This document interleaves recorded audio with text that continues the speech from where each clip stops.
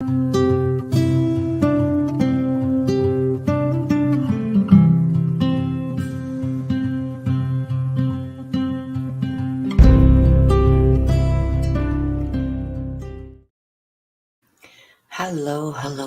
and good morning, everybody.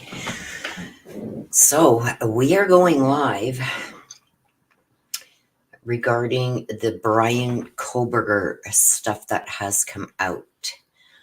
So, I'm just going to wait for everybody to get in here. And once people get in, we will start so we don't have to continuously go over things over and over again. So, a lot to jump into and see today. There is so much that has come out.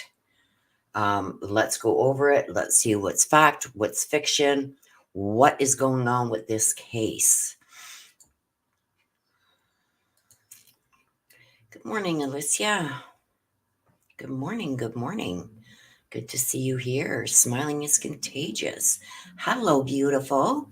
Yes, doing well. Starting to get a little bit of a cold. I think I'm getting it from Mama again, but that's okay. I will survive. I'm a trooper. Yes, had a very good Thanksgiving. So thank you very much. Hope all my Canadian friends and those who were celebrating Thanksgiving this past weekend. It's Canadian Thanksgiving. I know the US is in November, I believe. So we can celebrate twice. I can celebrate right along with you guys. So while we're waiting for everybody to jump in so we can start, I just want to let you know, here are some of the things that I will be giving away at the end of the month. So anybody that does make a super chat donation or any donation, even on the videos, there's a little heart down here. You can do a super thanks if you're in the replay crew. This is just some of the stuff that we will be doing a draw for at the end of the month. We do this every month. We've got, so far, we have got, this is the Evil Eye bracelet. You can see it is boot. Well, I'm trying to get it under my camera here so you can see it. It's like, it's got 3 little pieces to it. It's all joined at the back. And the evil eye is good luck and protection. So it's believed that the third eye protects its wearer from harmful energy and negativity. So we do have that. I think I'm going to put an evil eye necklace in too. So if you want to wear this, you can also wear the necklace. It's over there. But that will probably go in here too. I've got a bunch of other stuff I want to put in with this. But this is what I've got set up for now. This is the angel wings necklace. Very pretty. Also, back by popular demand. I just went and picked up some of this yesterday down at the store down the street. You guys know I spend tons of money down there. So this is the necklace here. This is the tiger's eye set. Sorry, my lighting is so bad, you guys. We're having a storm again. This is the tiger's eye crystal and the tiger's eye pendulum. So there's this set. There's also the selenite. Okay, I've got these in stock again. You can use this to clear cards, to clear your crystals, stuff like that. It just clears bad energy from your home. I have one over here on my desk too. I'll just show you that. I have one here that I keep on my desk all the time. I also have one up in my bedroom. So fully protected. Then we got the tiger's eye bracelet. Here it is here with 2 crystals. Now on the tiger's eye, we got the tiger's eye, we got the black obsidian, and we got the hematite. Very good. A lot of protection here too. We also have the avertine and an amethyst crystal. I really like these ones. I tend to get the ones like this here that stand up the towers. So that is in there for now. And an oracle deck. This is Believe in Your Own Magic oracle deck. So these are just some of the things that we will be drawing for at the end of the month for the monthly basket. Like I said, super chat, super sticker, super thanks, $10 gets you on the wheel. We've got so many on the wheel already. I think we've got about 12 to 14 entries. Last month, I forget who won last month, but that was the rose gold set. I think the next one we do for November, we're going to do the opalite, and have a lot of things from the opalite collection, as well as more cards and stuff like that. Real Angel Girl, good morning. I did. Thank you so much. Elisa Macaulay, good morning. Good morning. Vera Moy, good morning. Sandy White, good morning.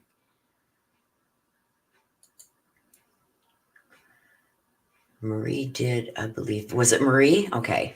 So Marie, I think it was Marie that won last month's. So yes, this is this month's. Yay. Okay, so we are going to jump into this, you guys. I have been hearing so much. I've been getting emails. My emails were blowing up. Willow, did you hear this? Did you hear this? We're going to go over, I've got two different things that I want to go over. The first one is just, to me, laughable. I don't know where some of these news outlets get their information, but this was just laughable. Whoever wrote this article should, I don't know, be fired. I don't know. Elizabeth Gregory, good morning.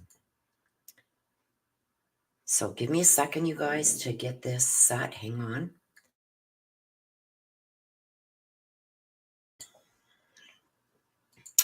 Present. Okay, so here we go. Good morning, love. There is Rose. Rose, if you want to go back and see what we have here, this is what is going to be some of the things that are in the basket for this month's draw. Melmac, very good to see you. Haven't seen you in a while. Krista, good morning. Okay, so let's go over this. This is from Newsweek. Now, this one here is the one that I say is laughable. But the next one that we're going to get into, there's a lot of things in there, if true, could probably damage the case. Glavana, hello, and welcome. So this is from Newsweek.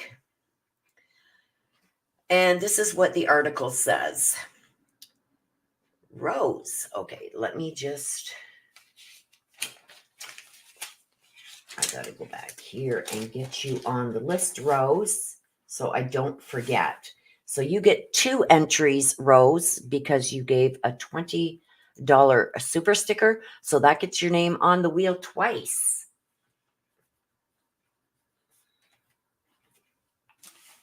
So I got you, Rose. I got you, girl. Okay, so it says they were found lifeless together on the bed. Kaylee Goncalves and her best friend Madison Maddie Mogan, both 21.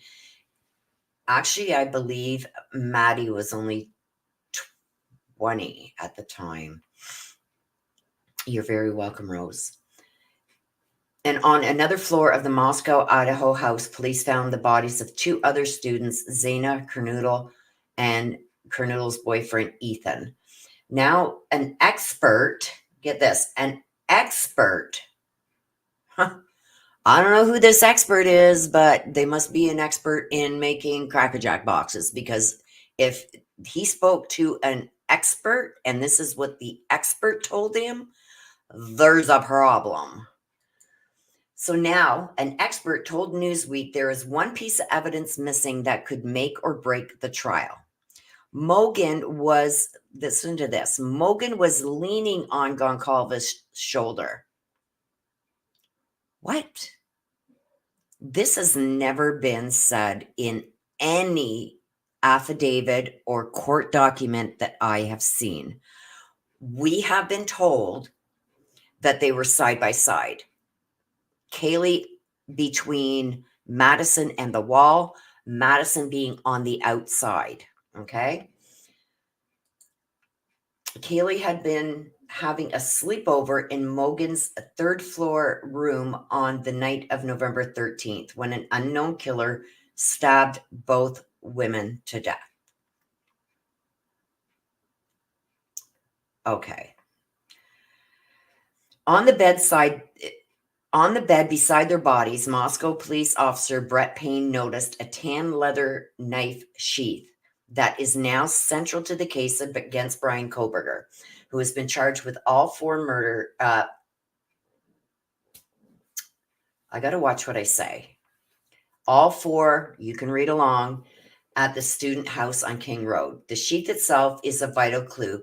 It had K-Bar, USMC, and the United States Marine Corps Eagle, Globe, and Anchor insignia stamped on the outside of it. Officer Payne wrote in a signed statement submitted to court. Yes, this is true.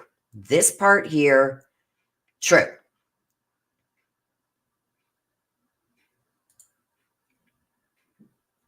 Ugh, he just disgusts me. Goes on to say, police speculate that the may have been startled to find 2 women in the bed and that Kaylee may have put up a fight during which the was slightly injured. Okay. We've never heard this before. Okay? Ever. We've never heard that he was slightly injured. Thank you again, Rose. Good morning, Nana. Nana, good morning. So everybody that's coming in late, here is some of the stuff here that is going to be in the giveaway at the end of the month for a $10 super chat, super sticker, super thanks. If you're the replay crew, there's a heart down here. You can do a super thanks and that gets you entered onto the wheel. We have that at the end of October, the draw. So just letting you know why this stuff is here. So this has never been talked about either, that the you know what was slightly injured and dropped the knife sheath in the confusion. Now, we are going to be talking a lot about how that sheath got where it was, how it got where it was there, why it possibly got there, because I've got some things to go over and I want to know if it's going to make sense to you. And this is why and how I believe that sheath was dropped. Okay? I've got a lot of things to go over to explain that. And going to clear up some confusion regarding what he might have been wearing. Okay? Hello, Joyful Dolphin. No, it wasn't planted. Wait till you hear. Was not planted. No. Okay. A housemate downstairs, frozen with fear, saw a man wearing a COVID mask over his mouth. Again, this has never, ever been said. Joyful Dolphin, I don't believe it was. If you believe it was, cool. But no, that was not planted. Okay, so wearing a COVID mask over his mouth. It has never been said that he was wearing a COVID mask. It said his face, his nose, and mouth, and that were covered. All she seen was these bushy eyebrows. Okay, Joyful, let's get off of that, please. I'm sticking to facts here, so please stop. I'm going to leave your comment on the screen, but I'm asking that you please stop. Good morning, Nina. Okay, so wearing a COVID mask over his mouth, walk by her and leave the house via the glass door at the back. He was a white male with bushy eyebrows. He wasn't muscular, she told police. She didn't say that. Okay? She also didn't say he was slim and athletic. She just gave a description of about how tall he was and what she could see. Like, he wasn't fat, he wasn't skinny, he was like in between. Okay? According to Payne's legal submissions, Police immediately began a troll of CCTV footage in the area and very quickly focused on a white car speeding down the street very soon after the murder. Officer Payne said he knew the Moscow street where the murders took place and knew that it was quiet and would rarely have traffic on it in the early hours of the morning. I'm not sure that's in the affidavit, but let's continue. When they put all the videos together, a picture began to emerge. The car had no front license plate. That is true. Okay, so I want to touch on that a bit. There's a lot of speculation going around about, oh, well, there could have been other Elantras in that area. How do they know it was Bryan Kohberger'S Elantra? There was hundreds of Elantras that could have possibly been in that area. I know there was like 20,000 white Elantras in Idaho itself, or registered in Idaho itself. Okay, Joyful Dolphin, we're going to stop or you're going to be blocked. Okay, stop putting out information that is not in the affidavit. Last warning. Mods, if it happens again, timer out first and then just block. My mods know what to do.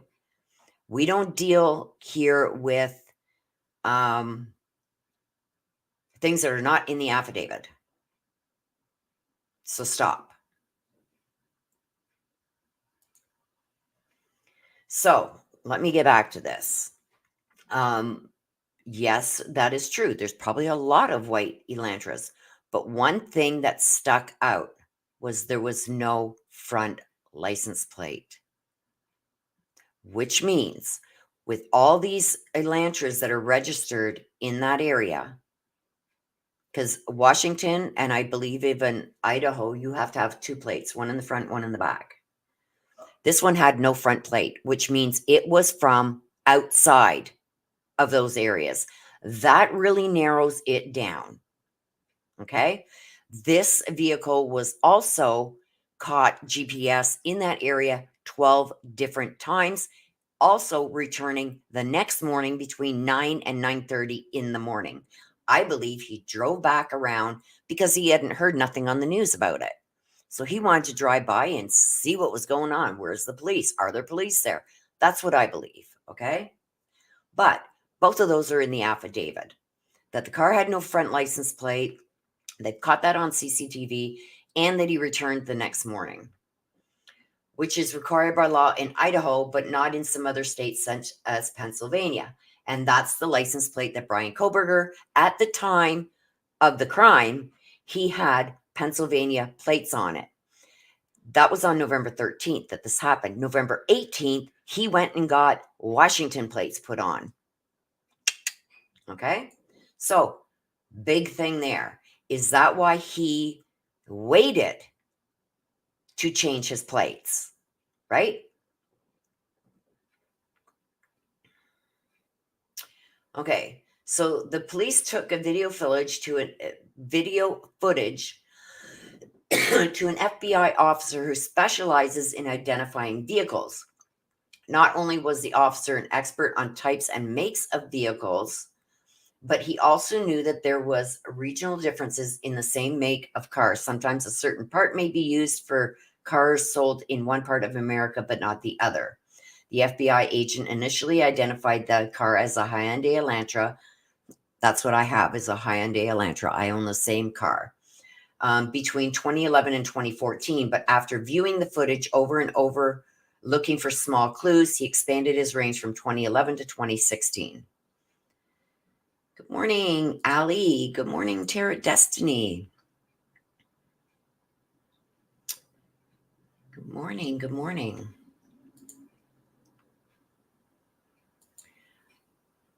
Okay. While he was doing that, Moscow police were studying the likely journey the car took after the murders. The car turned on several other streets and then disappeared from CCTV footage. That led them to believe it had turned onto a ramp. No, not true. Because we know he went below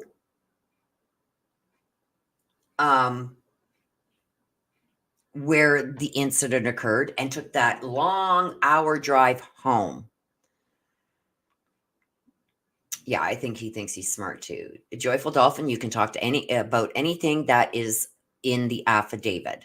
We talk about verified information here. Verified. So also, you guys, I'm going to get through this, and then there's something else that I want to bring up also. So this here, that led them to believe it had turned onto a ramp that would lead the driver on the road to Pullman. No, he didn't get on any ramp. He drove through, as per the GPS in the arrest affidavit. It clearly shows his GPS where he goes through the neighborhood, all through the neighborhood. We got it. We can pull it up. Goes all through the neighborhood, goes down around, crosses around, and comes back up the back underneath Pullman. It was like an hour. Instead of going the most direct route, which is the way he came into Idaho, he took the long way, and took him an hour to get back into Washington.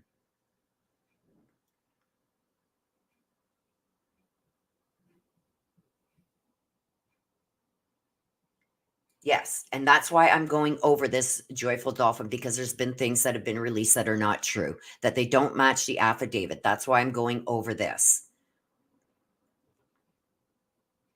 I'm debunking things. That's the only reason I'm showing this garbage, is because I'm debunking it and saying what actually is in the affidavit to prove this wrong. Hey, Get. Hello. Carlette. Hello. So this is wrong. And they say another college town 10 minutes down the road. Then why, if it's only 10 minutes down the road, why did he take the long way around? So this is wrong. This here is wrong. He did not go onto a ramp. He went through a residential area and then down a road. He didn't go onto a ramp. They're trying to say like he got onto a ramp. Like a ramp to me is like getting onto a highway ramp. You know what I mean? That's not what happened. Okay. And it took him almost an hour.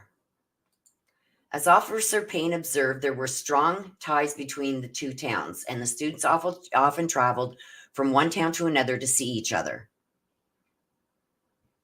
So I don't know where they get this either, because this isn't in the affidavit that they had friends in Washington that they would go and see. That was not in the affidavit. There was nothing in that affidavit that said that any of the Idaho 4 went to Pullman, Washington to visit friends. It's not in the affidavit. So where they're getting this, and some of it is blatantly outright wrong. Just like up top there, up top here where we said,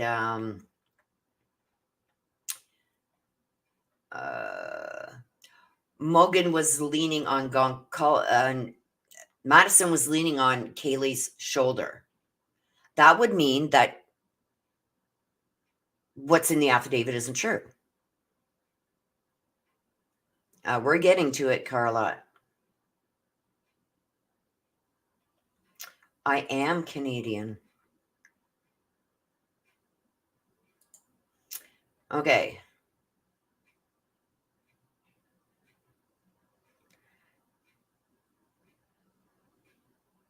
Joyful Dolphin. Okay. Thank you. You're timed out, Joyful. If you start again, you are going to be gone. You were not saying things that were in the affidavit. You were saying, oh, it was a black truck.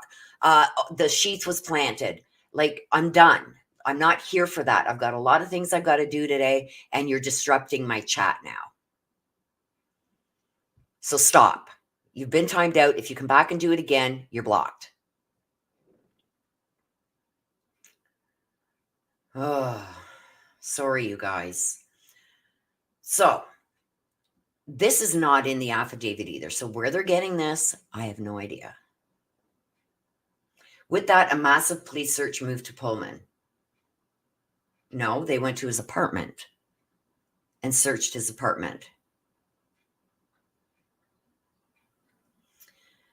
A search of the CCTV footage from the, I'm just Mel Mac. Okay, I'm going to say this one last time. AAs can be full of crap too, in my opinion. Perfect. That's not what I'm doing today. I'm going over what has been put into the news and what to debunk what has been put into the affidavit. This is just some reporters putting stuff out there as fact when it's not. So that's what I'm doing. I'm debunking what's in here. Yeah, stop listening to all the conspiracy channels. Like, stop it. Anybody in here, mods, anybody in here wants to start with that crap, just block them. I'm not here for that today. I don't have the time for it, and you're disrupting my chat. So a search of the CCTV footage from the college in Pullman and a private residence front porch shows a white Elantra showing up about 10 minutes after the suspect Elantra left Moscow. What? The private, let me just read this again. I'm getting flustered because people are disrupting my chat. So a search of the CCTV footage from the college in Pullman. Okay. So that's when, no, this is bullcrap.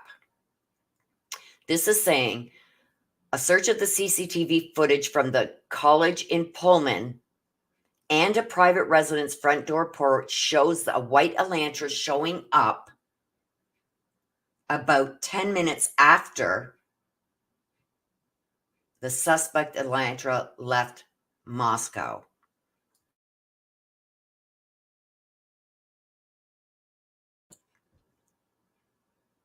This doesn't make any sense. They're saying that 10 minutes after the suspect's Elantra left Moscow, 10 minutes after the suspect vehicle left Moscow, they've got it showing up on CCTV footage from the college in Pullman and a private residence front porch. Not true, because once he left Moscow, it took him an hour before his GPS shows that he's back in Pullman.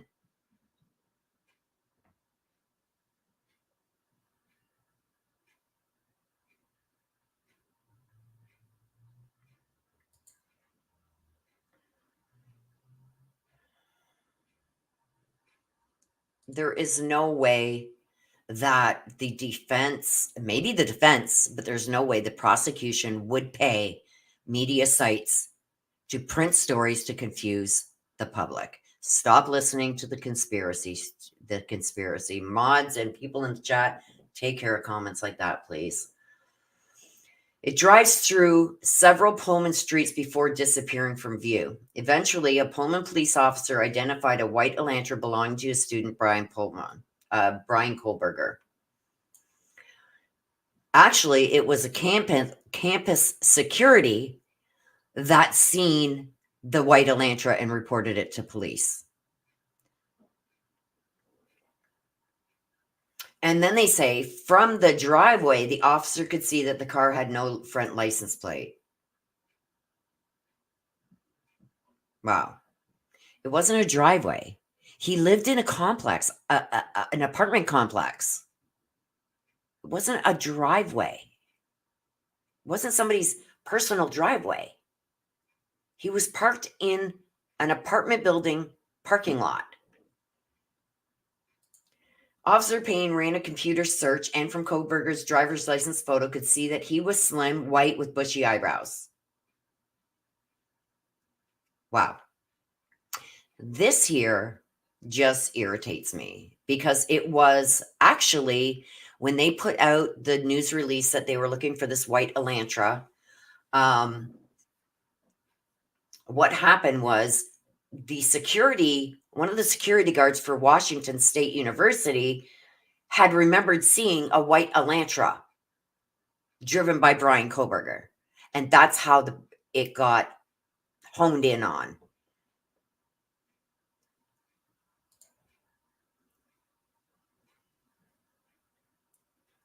I have rules, a joyful dolphin, for a reason. So now you're gone. If you don't like the rules on my channel, go back to your conspiracy channels. And yes, I am allowed to tell you what you can and can't say on my channel.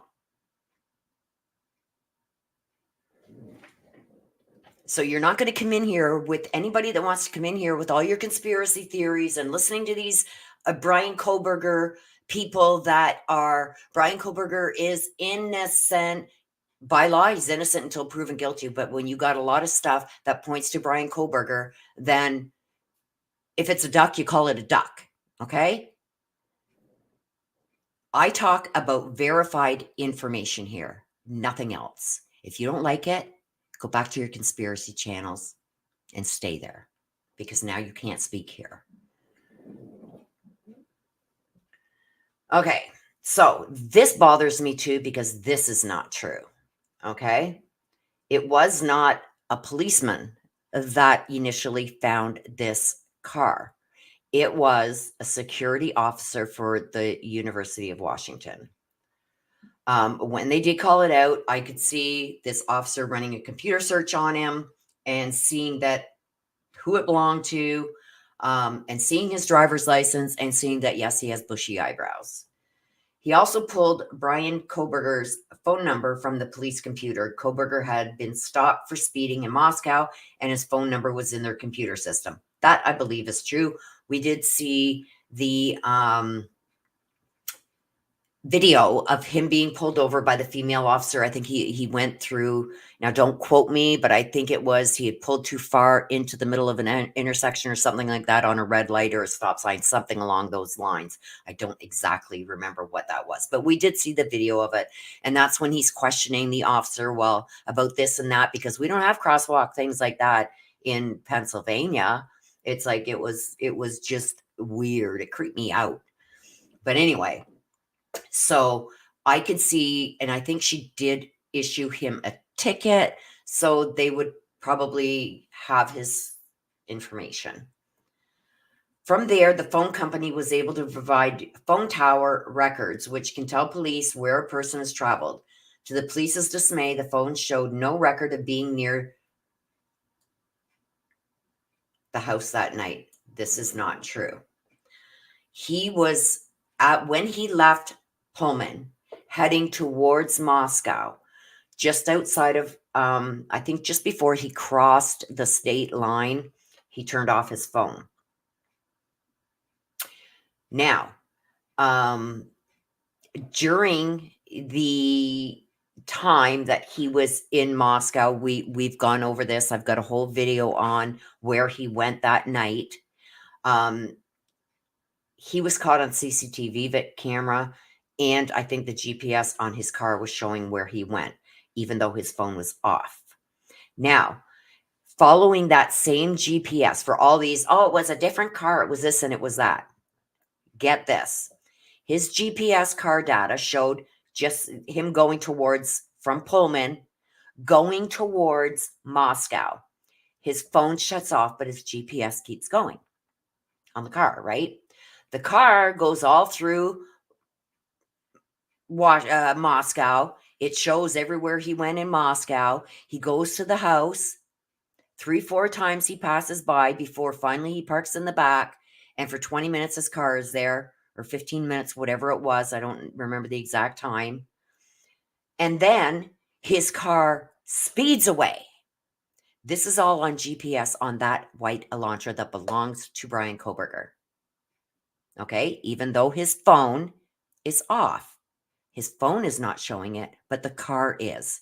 Now, here's where it gets good. As his car leaves, they see him coming down behind the residence through all them residential streets and then getting onto that highway. And somewhere near Genesee, when that car gets to Genesee, Bryan Kohberger's phone pops back on and pings there. in the same place that his GPS shows him being. So there we go. Okay. So even though the phone was showing no record of being right there at that specific time, it does show that that phone was in the car and the phone went off in that car as that car continued traveling. So that phone is in the car. It's going all around. As he leaves after the crime is committed and he leaves in that car that they're following the GPS, his phone pings back on at the same place where the GPS car is, and the phone pings at Genesee as he's fleeing the scene, as he goes down and all the way around this way to go back up over here to Pullman, Washington, which takes him almost an hour instead of going the direct route, the route that he came into Moscow. Says a lot. It's going to be very hard to get rid of that evidence. Payne believed Kohberger could have left the phone in Pullman, where it had earlier pinged local phone towers, or he may have switched it to airplane mode and brought it with him to Moscow. Either way, Payne believed it pointed to someone who knew how to avoid detection. Exactly. Kohberger was placed under covert police and FBI surveillance, and they discovered that he would be traveling back to Pennsylvania in his Elantra. Several teams were instructed to follow him across America and never let them out of their sight. I don't know if that's true because that is not in the affidavit. Is it true? We don't know because that information is not in the affidavit. Could it be true? It could, but right now I'm going to say I can't verify that because it's not in the affidavit. And several teams were instructed to follow him across America. I could see that happening, to see maybe if he disposed of the murder weapon somewhere, or if he got rid of his clothes somewhere, the clothes that he was wearing. I could see them maybe doing that, but we don't have anything that tells us it happened. So it shouldn't be said in here.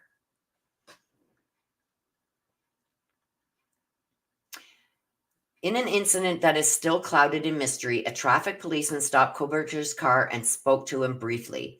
The officer was wearing a body cam, and Officer Payne was quickly able to review the video footage and establish that Kohberger had bushy eyebrows. It was important for police to see what he looked like in real life and not simply rely on a driver's license photo. We still don't know if this was a genuine police stop or, given the speed with which the body cam footage was recovered, a police ploy to get a closer look at Kohberger. We don't know if this is true. It's not in the affidavit, but it's being said here.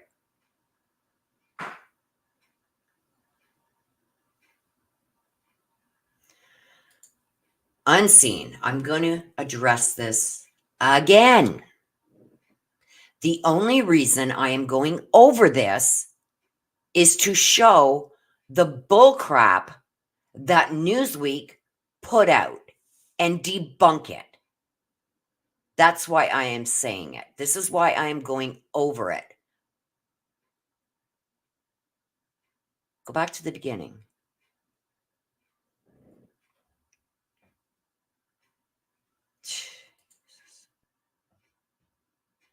I'm going to ask the mods to please address comments like that if they come up again. I've said it right at the beginning of the video. I'm not going over this as this is fact. I'm going over this to debunk and to show some of the garbage that is being put out. I got tons of emails, tons of comments asking me to go over this and debunk it. So that's what we are doing. So again, is this true? We don't know, but I know it's not in the affidavit.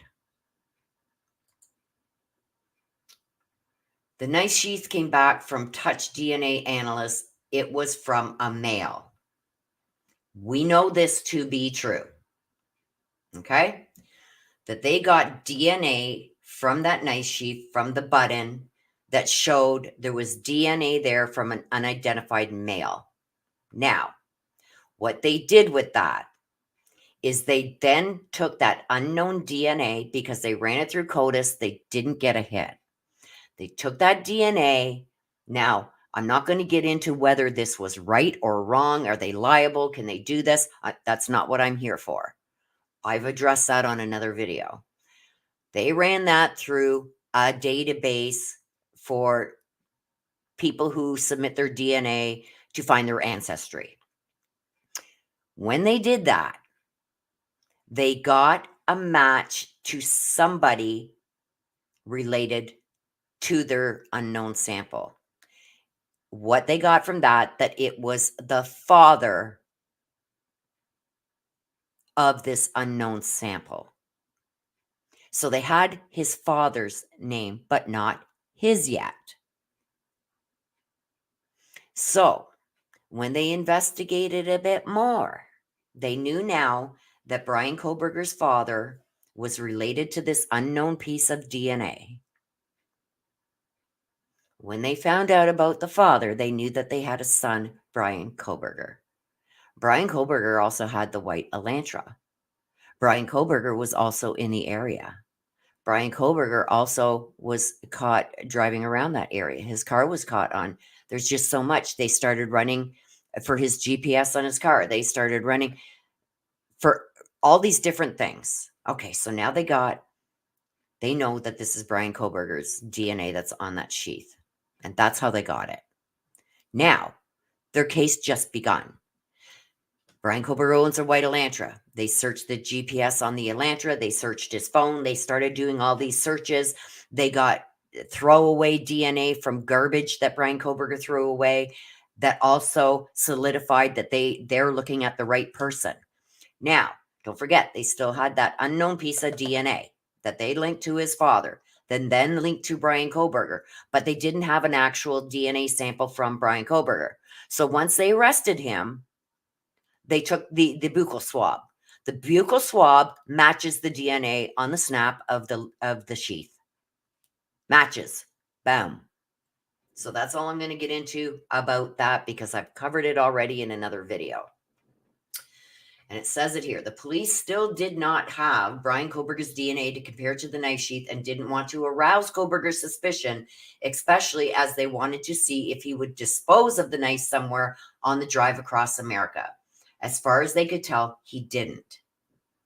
Now, did this actually happen? Did they actually survey him and watch him as he traveled from Washington State back to Pennsylvania? We don't know because it's not in the affidavit. So I can't say if that is true or not. Take it with a grain of salt. Now, this I believe is true.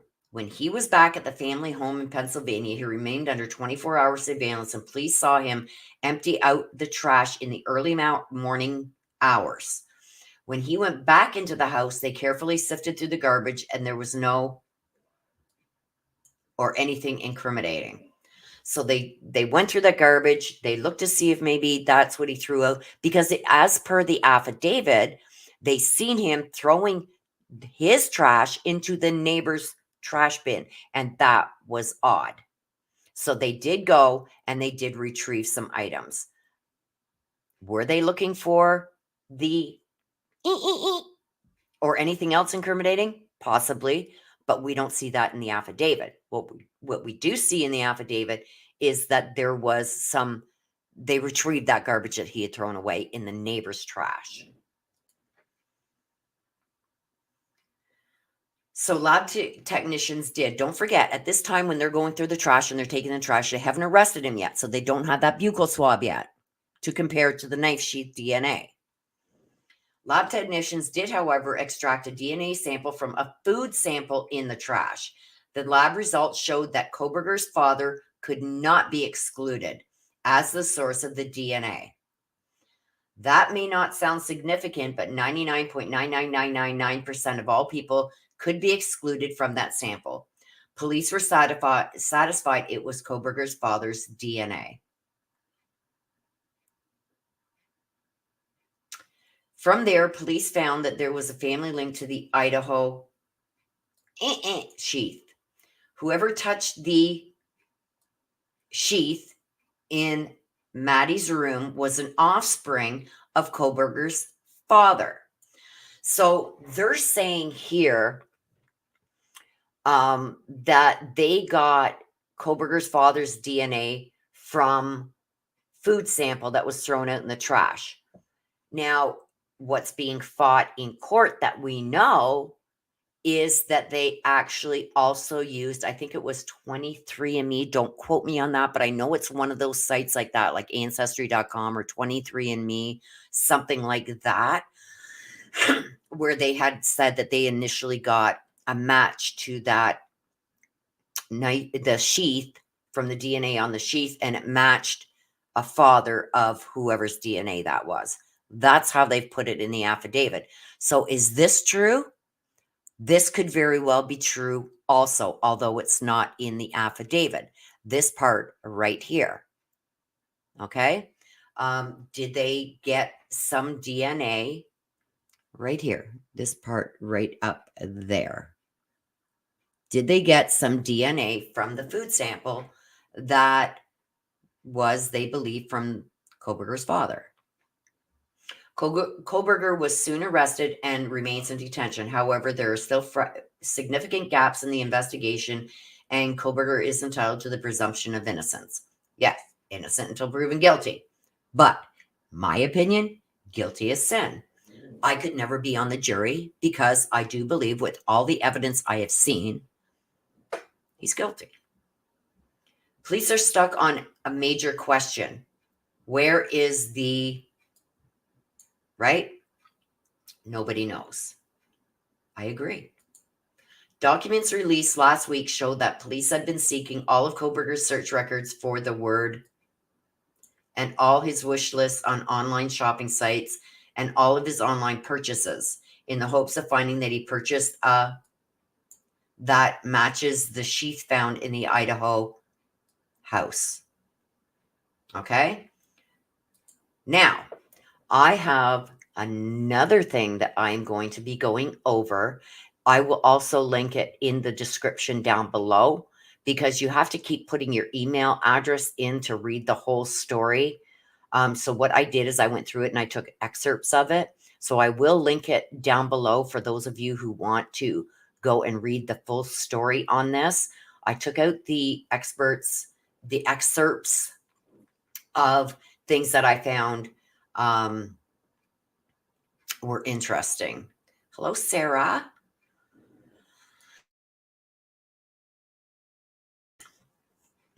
Okay, so this guy goes on. Amazon and other tech companies have handed over records, and those are now stored in the Moscow Police Department. We know that there was a bunch of search results that have come back. So throughout month after month of this intense forensic investigation, Kohberger has stayed silent. He has not spoken to police in interviews and didn't enter a plea when asked to do so in court. Instead, a not guilty plea was entered on his behalf by the Idaho court. Yes, it was. According to a former federal prosecutor, who is now president of West Coast Trial Lawyers, the lack of weapon does not sink the case. Prosecutors would have to have the weapon, especially any DNA on it, but it's not fatal to their case. They argue that Kohberger is more sophisticated than your typical accused and probably disposed of it somehow. I believe he disposed of it, in my opinion. I think he disposed of it around the time his cell phone came back on, somewhere out there. That's the first things he would want to get rid of. He also said that Kohberger's likely silence at trial may work against him. Now, this bothers me because even though I believe he's guilty, in my opinion, I don't believe that anybody's silence and not wishing to say anything should be held against them. They have a right to remain silent. Okay, so I don't think that this is fair, even for somebody like Kohberger. they best not use his silence against him because that's his given right. Even though jurors are instructed that they can't infer guilt from the defendant's silence, implicitly it may have an effect. Well, then I think that should be in voir dire. That should be brought up. Do you think, that his silence is implying that he's guilty? Like they're going to have to ask some tough questions. Sarah Smith, thank you so much.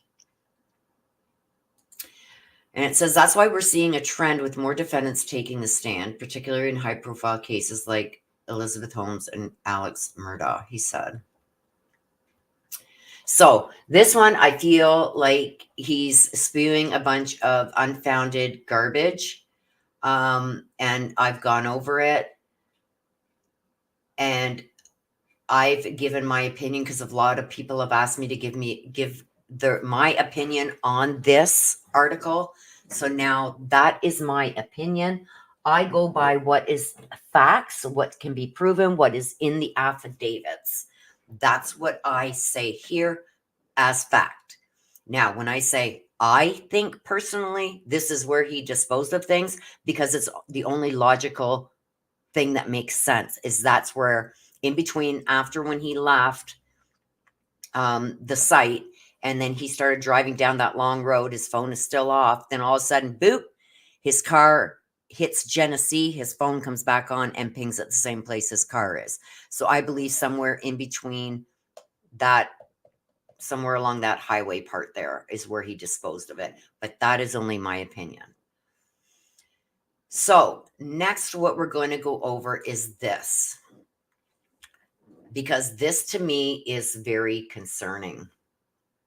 I cannot go through this again here. So thank the good Lord, when I did go through it the first time, I took excerpts out of what I wanted to go over of what was said, because there's some interesting things in here. Oh, thank you, Sarah. So to read this, you have to give your email address. You can only read it once. So thank gosh, I did copy the whole thing because now to read it again, I have to subscribe. So I will link this so you guys can check it out yourself. I will link it in the description box below. Okay. So what are we going to go over now? We are going to go over this. So this here just gives a little bit of a background. Let me just make this bigger. These are the excerpts I've taken out of that article that I just showed you. Okay. Now this guy here that wrote this article, do I still have it there?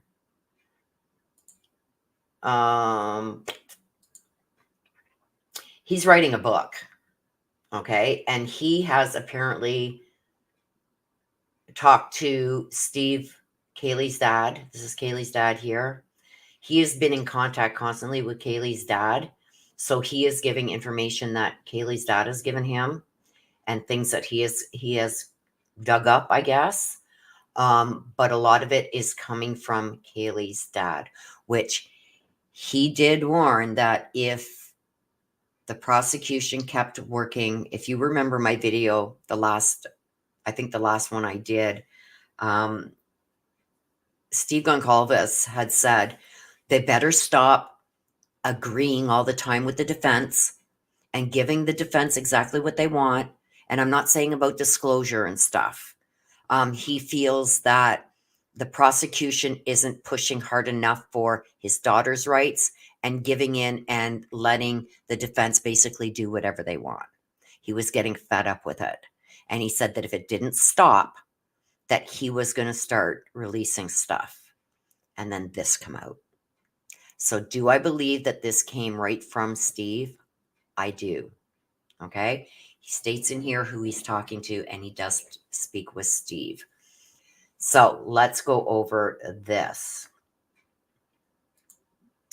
Okay, so a little bit of this that I took out. Yes, I did make a copy. This isn't the full copy. This is the full copy here. This is the full copy. So thank God I made a copy of it. Okay. This is the whole copy here. So if somebody says, oh, well, why didn't you say that? There's more to it than that. I've got the full copy right here. But these are the things that were interesting to me. Now, this first little bit is not going to seem to you guys like it's interesting, but then I'm going to tell you why this is interesting to me. Okay. Kaylee was following one of us YouTubers. Kaylee was following one of us YouTubers. Thank you again, Sarah. Okay, so just giving a little bit of background here. Just after classes, Kaylee, who loved to shop, and her boyfriend at the time, Jack Decor, had headed to a Walmart Supercenter on Pullman Road, just a quick drive from the university campus. So the two students had been wandering through the maze of harshly lit aisles when Kaylee first noticed the grandmotherly woman. She had pale, stringy hair and the bewildered look of someone trapped in a situation she couldn't quite understand. But more unnerving was the animal straightness of the woman's stare. She was fixed. She fixed Kaylee with a gaze and held it. So she was staring at Kaylee, and I think it kind of a little bit creeped Kaylee out. Okay. Kaylee felt it was way past anything that should be considered polite or, for that matter, normal. True, it wasn't threatening, but it was odd. Okay, so I'm sure that this is coming from Kaylee's dad reiterating what Kaylee had said to him about this encounter with this grandmotherly woman. Okay. Then, when Kaylee and Decor were at the checkout counter, she happened to look up and absently only to discover that the woman, now standing rigid attention with her back to a wall of shelves, had once again honed in on her with the same unremitting stare. Creepy, right? It was creepy. What is up with her, Kaylee wondered. So this, as I'm thinking, is coming from Kaylee's dad. So this is where it gets interesting, okay? And now, hours later, she knew. She had just seen the face again, this time on a missing persons flyer.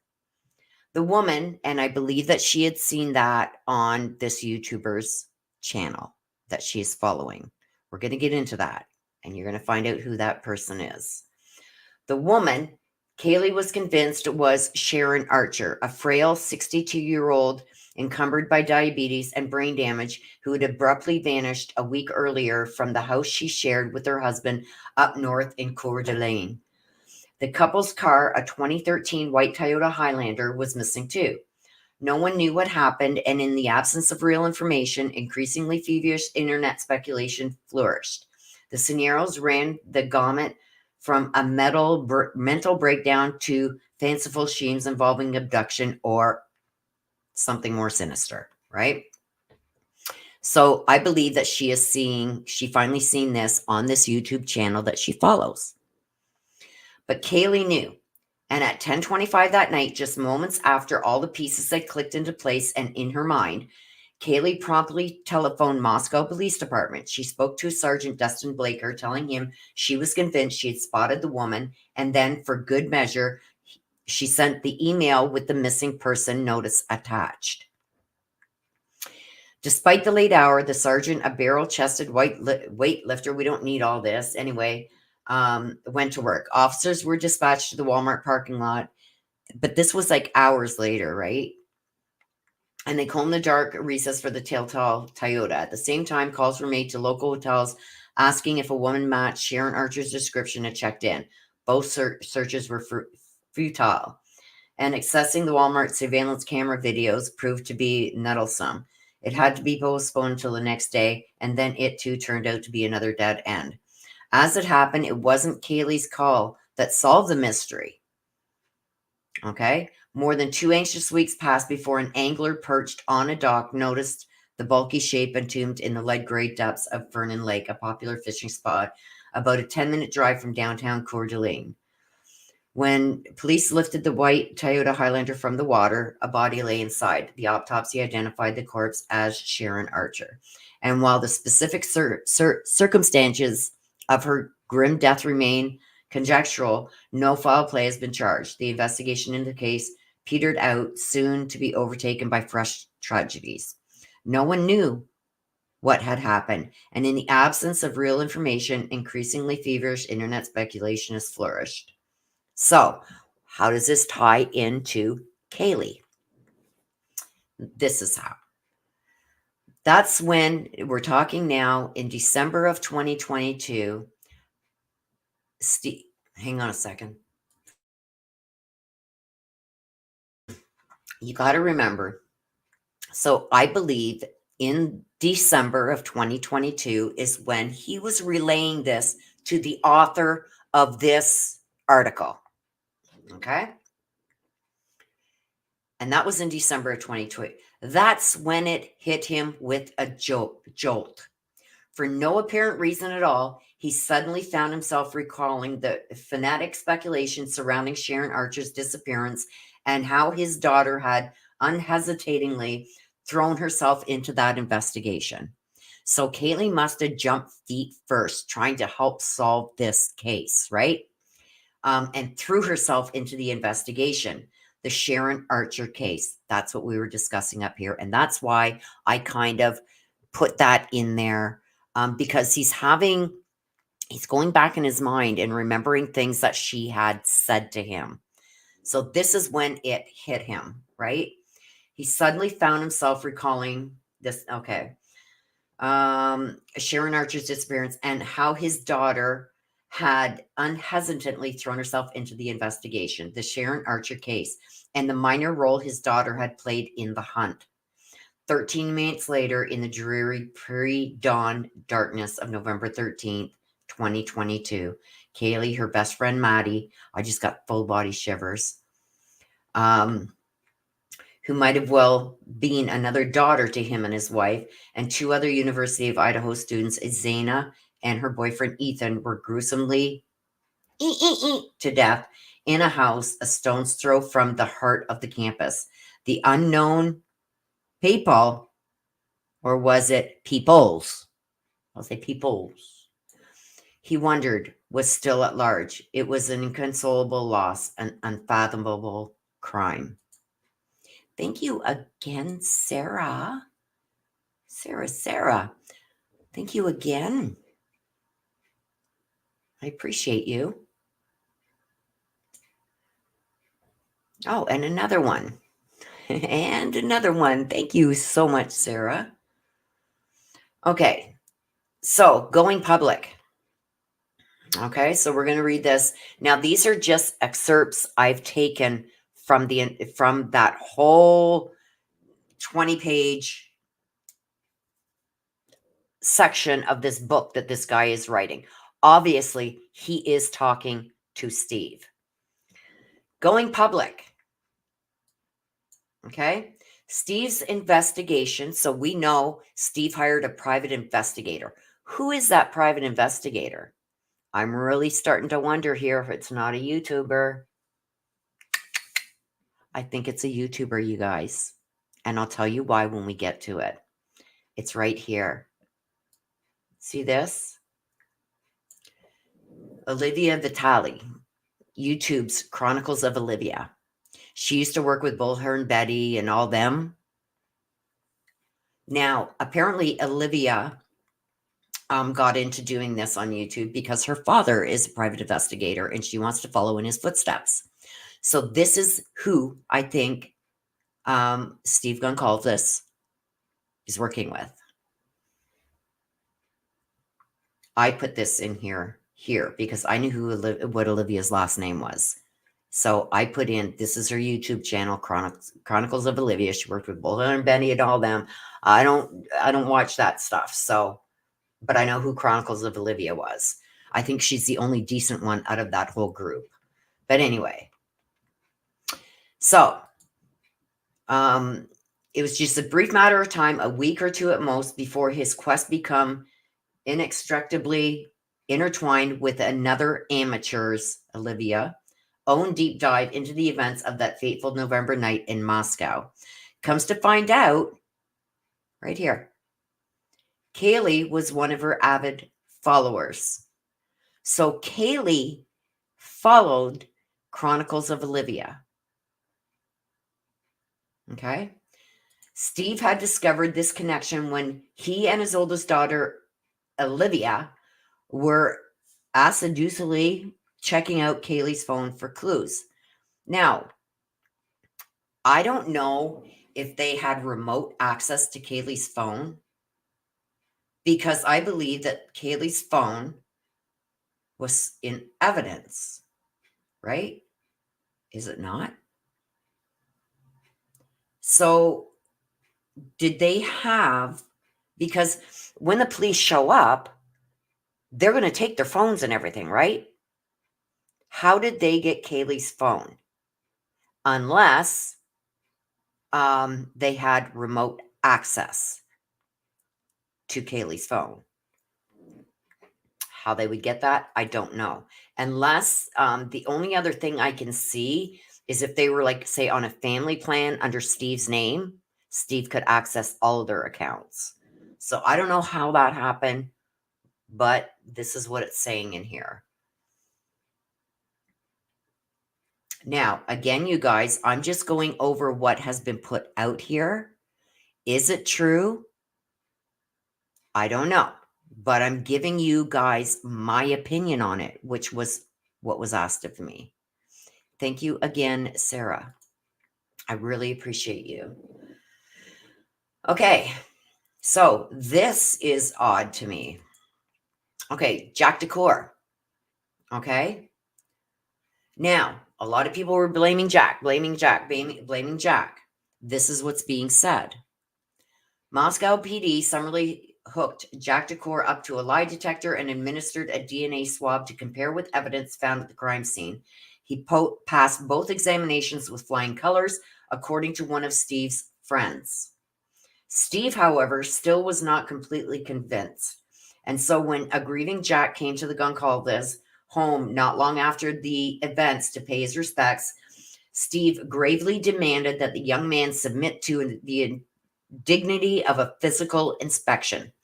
Jack promptly rolled up his sleeves, lifted his shirt, exposed his neck, and displayed his hands, both palms up and down, while Steve meticulously searched in vain for a telltale scratch or bruise. But Steve was not done. Caught up in his newfound forensics professionalisms, he took a series of photographs documenting Jack's unblemished state. It was exculpatory evidence that would come in handy, he'd felt, as the authorities proceeded to compile their list of suspects. And with that bit of awkward business out of the way, the two grievingly men finally embraced. Now, so we can see here that that's okay, Elizabeth. I don't know how true that is either, Sarah. I don't remember. I want to say that it was in the interview that Olivia had done. Remember when they were sitting on the couch? There was Kaylee's sister, mom, and dad sitting on the couch, and Olivia was interviewing them, just after this happened.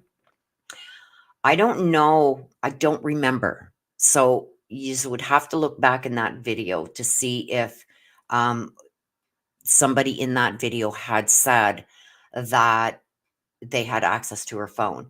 Now, I did explain a little bit. I don't know how true it is. But if they had a family plan and it was under Steve's name, then he could access all the accounts. I don't know if that's what happened. I'm not sure. But somehow they had access to her phone. Now, all this information that you are seeing here is coming from, I have no doubt about it, coming from Steve. And the reason I say that is because this has been out for a couple of days. And if there was something in here that Steve did not tell this author, we would be seeing it all over YouTube, believe me. So, is this why the police stopped telling Steve information?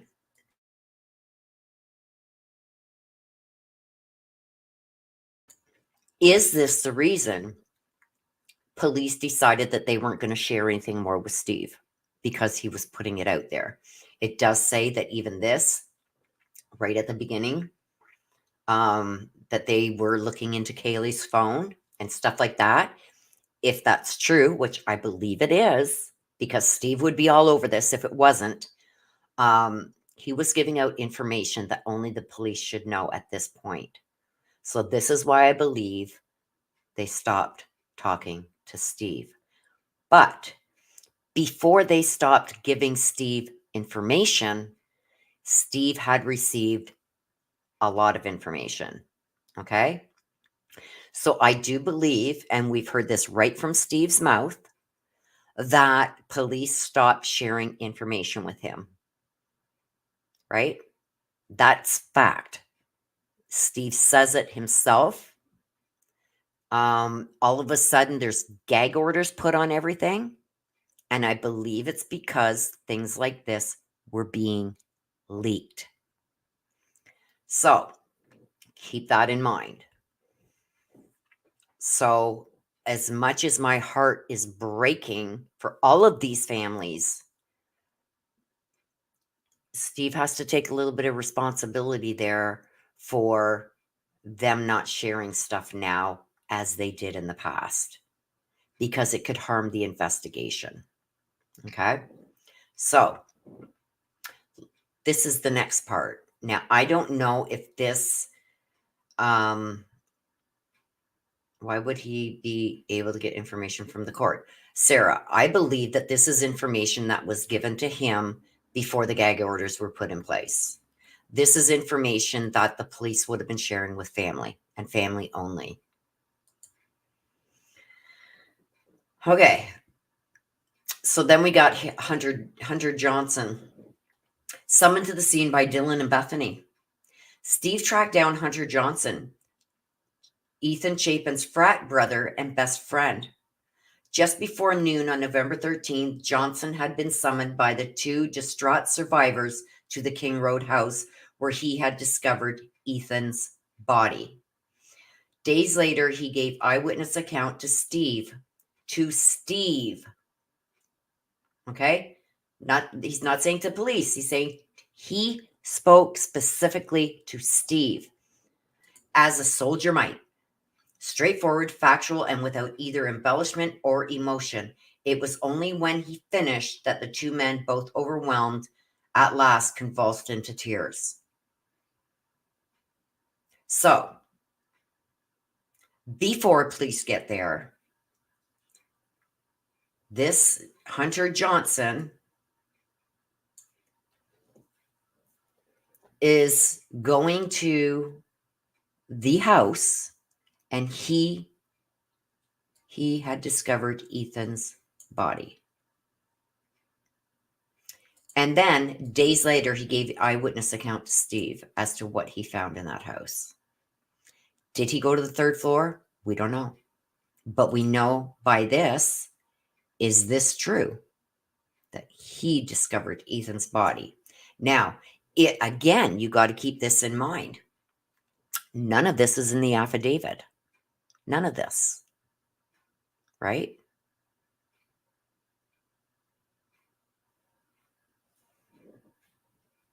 But if this isn't true, if this isn't what happened, I believe that we would be hearing from Steve. Steve would jump all over this. And like I said, there's a lot more to this in the article itself, you guys. If you want to read the whole thing, like I said, I will put the link. After we go through this, I will put the link in the description box. Since the fateful day. And here we go. This is where it's going to get interesting. And I'm going to have to, do I have my photos? Yes, okay, I got them there. Okay. Now, a lot of people are arguing and fighting about this, but I'm going to tell you there's some stuff in here that's true because it's in the affidavit. And if that stuff is true, and it's in the affidavit, how much more of this is true that is not in the affidavit? Because this is being told to this author from Steve Goncalves. So Steve got this information somewhere, and we're going to find out where. And to me, it's very troubling. If this is true, there's going to be some people that are in deep water, really deep water.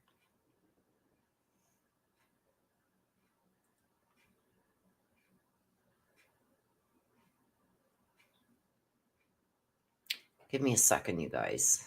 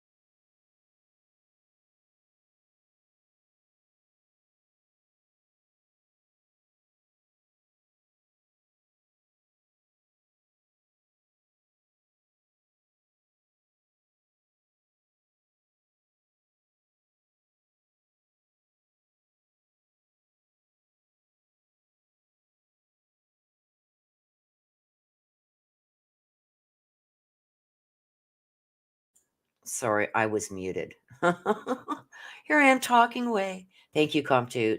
I'll address that after. But like I said, there are some things in here that I do believe are true, like when Kaylee seen this old woman and reported it and stuff like that. I do believe that there was some of this stuff that was Kaylee's dad said was true, but I guess not all of it is. So is he embellishing? Could very well be.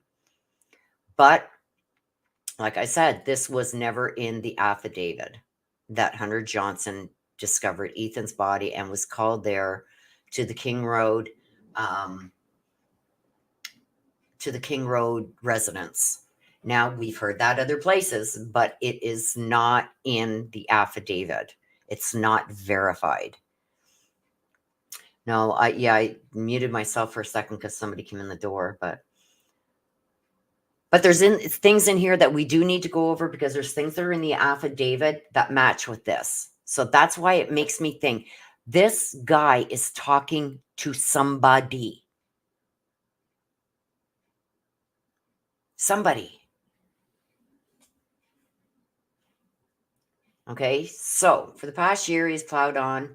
He says not been easygoing or always fruitful. For one cruel example, early on, enticing tip came his way, according to text from a source he described as a jailhouse snitch.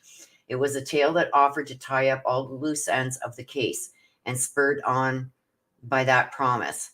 Both Steve and the private detective he had hired fanned out with their inquiries into several states.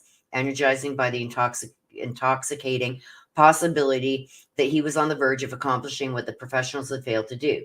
But in the bitter end, it was nothing more than an elaborate con, a malicious scheme to squeeze some money out of a grieving family's misery. The experience was demoralizing. Okay, so I do remember seeing something on this, and this is what I think is happening, you guys. Don't forget, Kaylee followed Olivia. Chronicles of Olivia. Chronicles of Olivia interviewed Steve's, so Kaylee's dad, mom, and sister. I believe Kaylee is still working with Steve. And I believe, and this is, don't jump on me. If once you read the full article, you can see this author, Blum, continuously referring to Olivia. I think Steve is putting his trust in Olivia, and Olivia could be sharing this with this author to make some money. What do you guys think? That is only a guess, because there's things in here, you guys, that somebody is getting from somewhere, because some of it is true and explains a lot regarding the sheath. Double Agent Carlot, you caught it, my girl.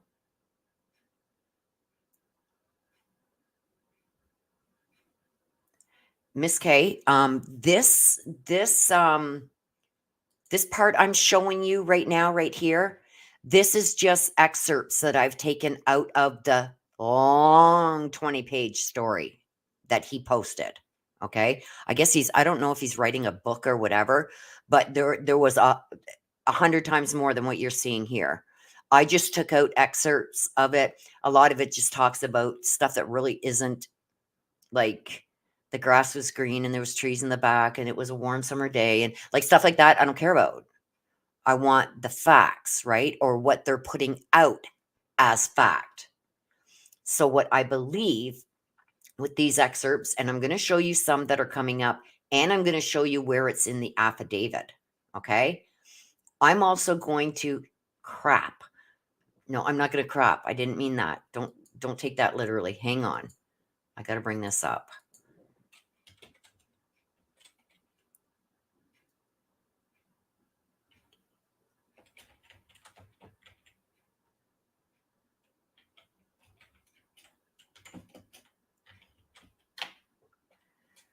Okay. I got it. I forgot to pull it up.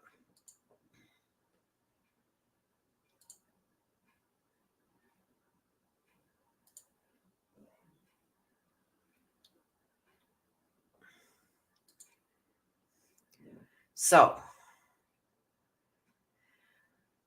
okay, let me see. No, the author alleges the above yet failed to name any of the key people. He does. He keeps in the full article, Miss K. I will link it in the description when I'm done this video. I will link it. He does keep naming Olivia over and over and over and over and over. Just because it's not in my excerpt here that I've taken out, you got to read the full article. And he does mention Olivia a lot. So I think he's getting his information from Olivia. So what Steve Goncalves is saying, I've never talked to this guy. It's probably true, because he's probably getting his information from Olivia, who's getting it from Steve. Somebody that's talking to Steve is feeding this information. And I'll show you why. Double agent. Absolutely double agent.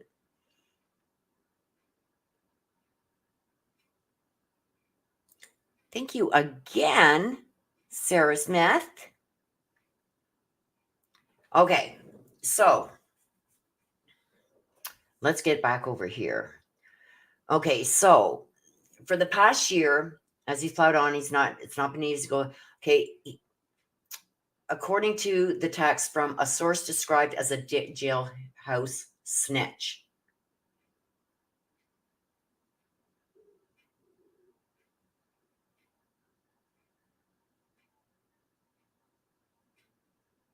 So somebody's giving him this. Yes, I think she's the one that leaked everything out. But anyway, also a jailhouse snitch was saying information. It was a tale that offered to tie up all the loose ends of the case, and spurred on by that promise, both Steve and the private detective he had hired fanned out with their inquiries into several states, energized by the intoxicating possibility that he was on the verge of accomplishing what the professionals had failed to do. You know what? That verbiage right there, that's Olivia. That's how Olivia, just listen to the verbiage. And when you're reading through the full document, this is how Olivia talks. So are these two working together on the book? And we don't know. Boom, boom, boom. If it quacks like a duck, it's a duck. And he mentions Olivia a lot. And this is how Olivia talks. Nothing against Olivia, don't get me wrong. Nothing against her. But if she is if she's got the trust of Steve and she's going behind his back leaking this stuff to this author, I will lose all respect for her. Okay, but in the bitter end, it was nothing more than an elaborate con, malicious scheme to squeeze some money out of a grieving family's misery. The experience was demoralizing. Yet Steve persevered only to be conned again. A grainy light bulb video cam of the King Road neighborhood came his way that proved Kohberger wasn't the lone. It was only after he went to some expense and hired a professional videographer, Livia, to examine the recording that he conceded it was a fake. Ding, ding, ding, ding, ding, ding, ding, ding.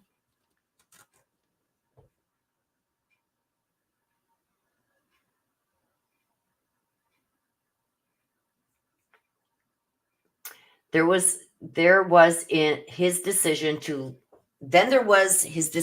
leak a timestamp video of another vehicle tearing away from a street adjacent to the murder house just before dawn on the morning of the murders to one of the true crime internet sites. His logic was that if it was very possibly game-changing evidence, it needed official scrutiny. But this video, too, was also deemed a fake.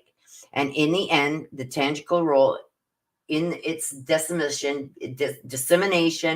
became a bit of an embarrassment. Yep, it did. Okay. And like I said, this is why I'm saying somebody is talking to Steve who's leaking this information. Again, Sarah, thank you. Thank you so much for your 99-cent super sticker. Okay, see, Steve says, like he's quoting Steve here. So I believe that this could be because Steve Goncalves has said he's never spoke to this guy. I think this is all coming from a third party who Steve is speaking to. And I believe that could be Olivia, because Olivia is mentioned a lot. Olivia is the one that interviewed them.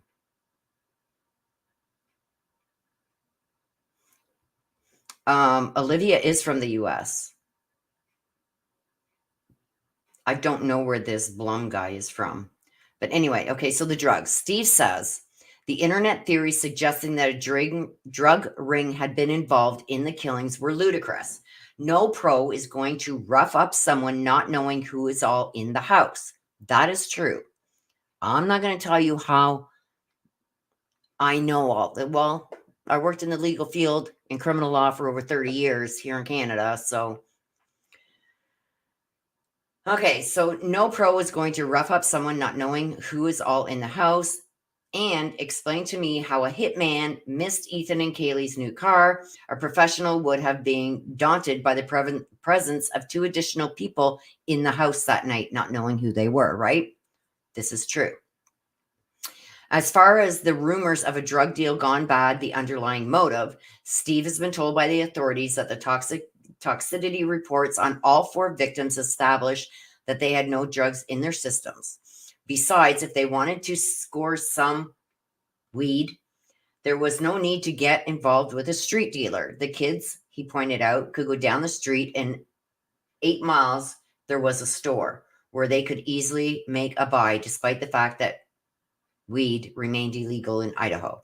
Christy, his wife, went with them once to check it out. He texted the friend. See? So Steve's telling somebody this who is telling Blum.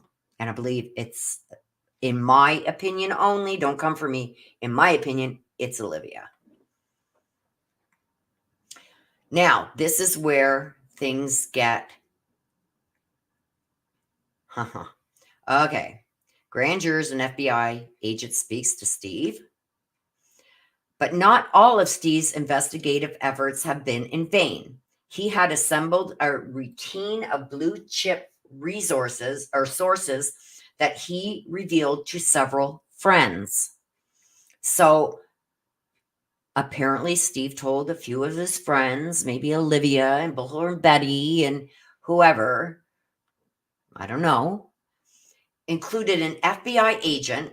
So he had an FBI agent friend in the St. Louis office who had shared his personal email so that his bosses in the bureau wouldn't learn that he was communicating with Steve.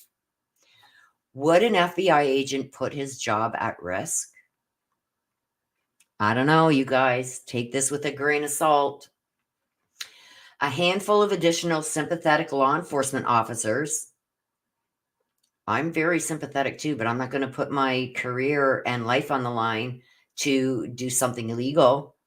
And most helpful of all, a conduit to 2 of the grand jurors who had been on the panel and that had voted to indict Bryan Kohberger. And in the process, he had compiled some startling revelations, hard-won information that he triumphantly disclosed to his newfound internet associates. So he gave this information to Olivia. I believe it's Olivia because it's Olivia who's always mentioned here.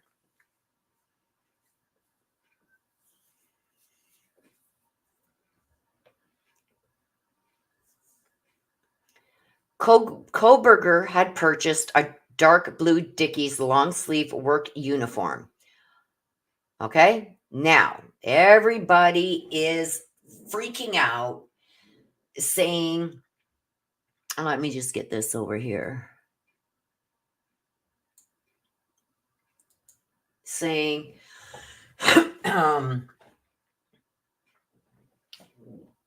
this isn't possible, blah, blah, blah. Uniform is 2 pieces. Here's a uniform. This is 2 pieces. This one is 1 piece.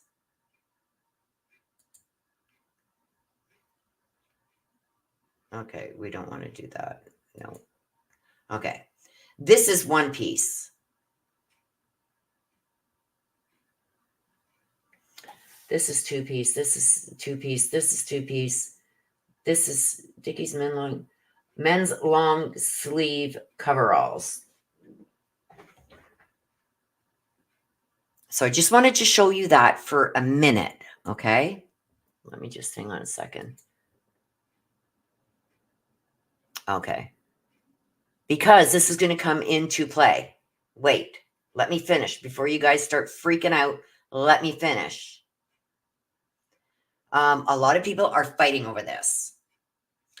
To me, it makes sense that it's one or the other. Let me get through this, and then I will tell you why. Okay?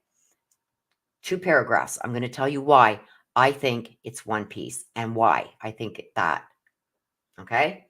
Stick with me, guys. I'm on to something here, I think. I'm on to something that will finally maybe get these people to see, yes, it's at a uniform. It doesn't mean a 1 piece or 2 piece. A uniform is 2 piece, blah, blah. We're going to put that to rest, I think, with what I just come out with right now, in my opinion. Okay? Let's see. Kohberger purchased dark blue Dickies long sleeve work uniform at the Walmart in Pullman. Not long before the murders, Steve had learned. The authorities have a copy of the $49.99 receipt. Okay. Now, Let's look at this. This, we know, could very well be 100% true because he's saying Steve found out that the authorities had a copy of the $49.99 receipt of a work uniform at the Walmart. Here we go. See this? Walmart receipt with one Dickies tag. If this had been a shirt and pant, there would be two tags because you buy them separately.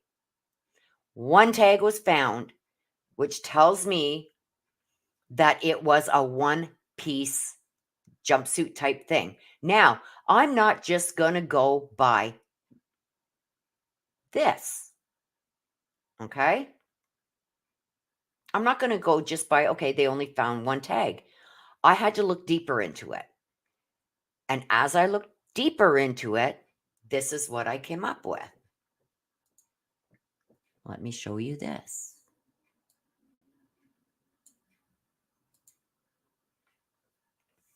You see this? This is a Dickies one piece, right? Can we click on this to make it bigger? No. Here's the back. It covers the neck all the way down. He probably had something on his boots or other footwear on. Probably wore footwear that probably wasn't even his size and got rid of it. But anyway, here is the outfit. Now, as I'm looking at this, when I see they found one tag, right? Why would that make sense? Well, wait a minute. Let's go back here. Let's keep reading. It's bothering me at this point. As I'm going through this, you guys, I'm like pulling my hair out. How do you make that make sense? I do make it make sense. Give me a minute. They also now had a theory to explain how Kohberger managed to escape from the crime scene without a scratch and without leaving an incriminating drop of on his getaway car or his apartment. He had worn the work uniform during the incident and then had disrobed before he got behind the wheel of his Hyundai Elantra for its circuitous drive back to his apartment. Perhaps, the authorities hypothesized, he had stuffed the work suit into a plastic garbage bag and then shoved it into his trunk. So if he disrobed, say he had, well, we know he had gloves on, so it covers his hands. His arms are covered up to his neck. We know I think he had like a balaclava mask type thing on, which you can, some of them, you can see the eyebrow. They just like have a big opening for the eyes where you can see eyebrows, but the nose and mouth are covered. Pulling that down, and then doing up this suit up to its neckline, maybe even throwing some duct tape or black tape around it. His arms are covered. His body is covered. His feet, he could have had those throwaway things on or just totally got rid of the shoes that he had on. I know a lot of criminals that we have defended when I was working for a criminal lawyer. They would put on a pair of shoes too small or too big if they knew they were going to be leaving footprints, because it's like, hey, that's not my footprint. That's a size 7. I'm a size 10. Or I'm a size 7 and those are size 11. They would actually change the size of their shoes if they knew that they couldn't not leave a footprint. So it's not unheard of. But could he have also covered his shoes with those throwaway things, like they wear them in operating rooms and stuff? Or did he just dispose of the shoes altogether? Either could have happened, right? If we are to believe this scenario. Now, what else I continued to read was there was no sign of the Dickies. Here we go. Of the Dickies outfit. The police had looked high and low, but they couldn't find it, just as they couldn't locate the weapon. They had a receipt. Look at this. For a K-bar he had purchased online months before the you know what. But this too had seemingly vanished. As long as these two crucial pieces of evidence remained unavailable, Steve feared the building case against Kohberger would remain more open than shut. Now, there is words going around on the YouTube streets that apparently these two receipts that they collected, and we've got it right here, they were collected. This is from a transcript that I took out from his apartment. They got a Walmart receipt with one Dickies tag, two Marshall receipts. I don't see it on here on this part. It could be in one of the other things, but I was more or less going on this here.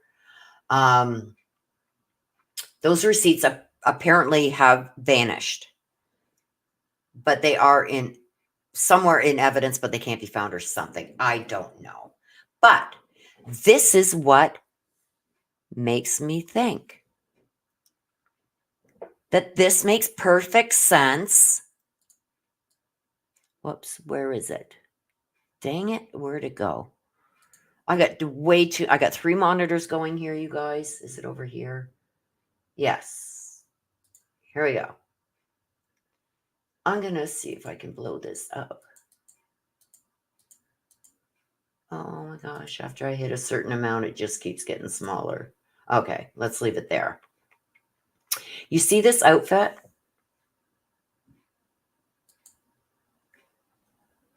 See this outfit?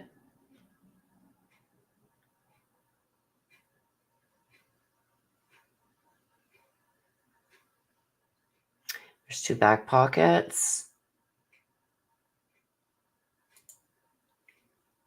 See this outfit? Pocket in the front pockets here. There we go. Front pocket here, pocket here, pocket here, and two pockets on the bum. But what we don't see, here is my brainstorm that I come up with. People said he had to have bought the two-piece set because the two-piece set comes with pants and it has belt loops to put a belt on to hold the sheath. Well, if he had it belted to a pair of pants, he wouldn't have lost the sheath. It would still be on his belt. I believe this is what he wore because it was convenient and easy, and the dumbass then realized, shit, I got no belt loops. What am I going to hang this sheath on? So I believe dumbass had the sheath in one of these pockets. There is the front pocket, and there is the back pocket. This dumbass had no loops for this sheath, so he had to shove it in one of these pockets, and it fell out during the struggle. In Maddie and Kaylee leaning over to get to Kaylee,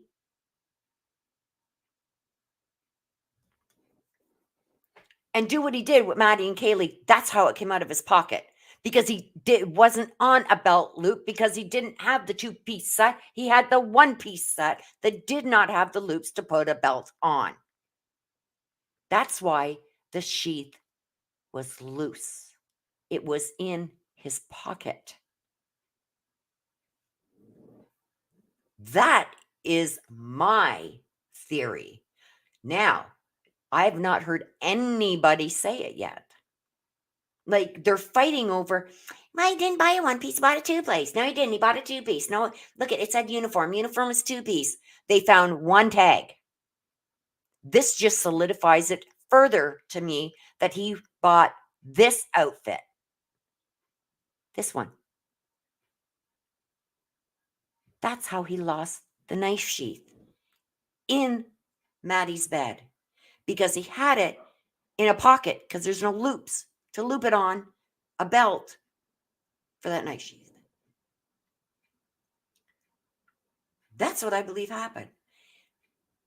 It comes down far enough that it covers his wrist. He had gloves on that probably come up to about here, boots down here, and probably had those things on to cover his boots that they wear in the operating rooms and that. Or he just totally disposed of whatever. I couldn't see him doing that, disposing of the shoes, because once, don't forget, he studied law just like I did. I would never dispose of the boots. Why? Because your DNA could be found inside the boot from sweating, whatnot. Hairs that you've picked up from your floor onto your socks could be in the boot. I think he covered whatever footwear he was wearing. I don't think he would have disposed of the boots. So I do believe that he wore this and only took it out of the packaging when he was getting close to the scene in one of his trips. Is that why he did so many loops-de-loos around and everything before he actually went to the scene? And I believe he had this on over top of other clothes.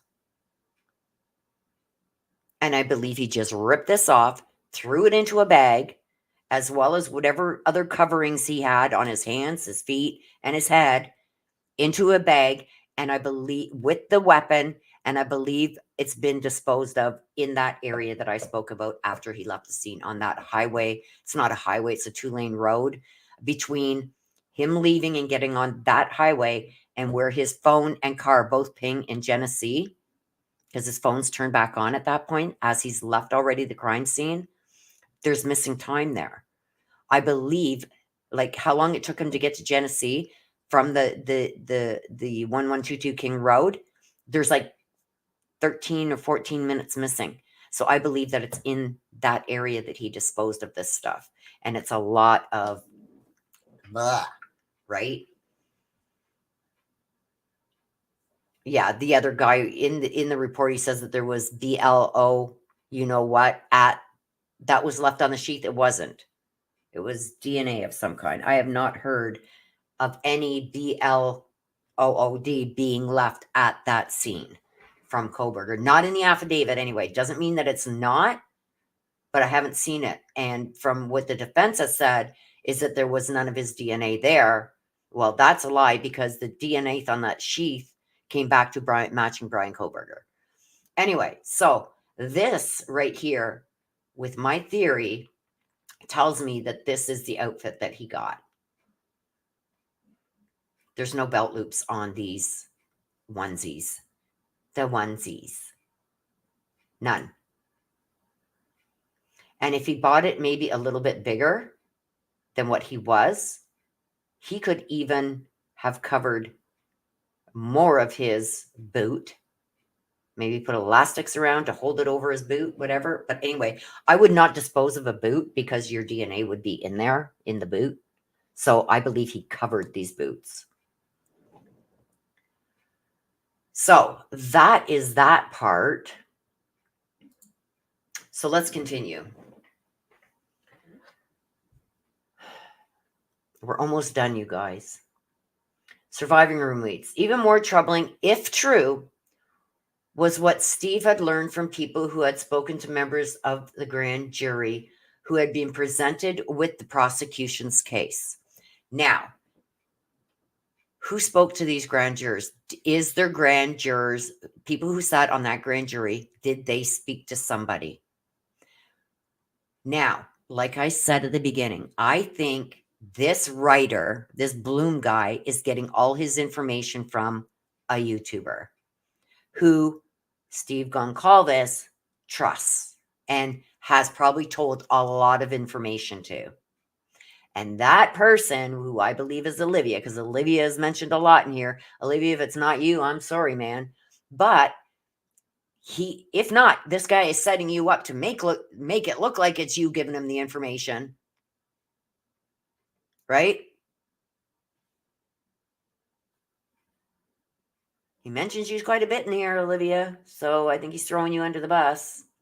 If I can figure it out, lots of others can. That's what I believe, in my opinion. And I have to say that to protect myself. My opinion. I believe he's getting all his information for this book from Olivia, who Steve trusts. Does he know that somebody, obviously somebody that Steve is speaking to, is giving information to this guy? I believe that it's not Steve himself, but I do believe that it's coming from Steve to somebody, then to this guy. So I just wanted to explain that.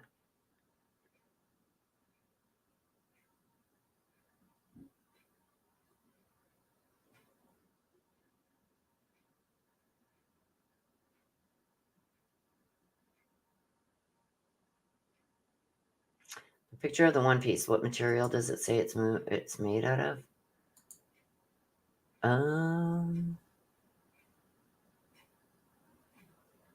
It says dark navy. See, you can get regular and you can get tall.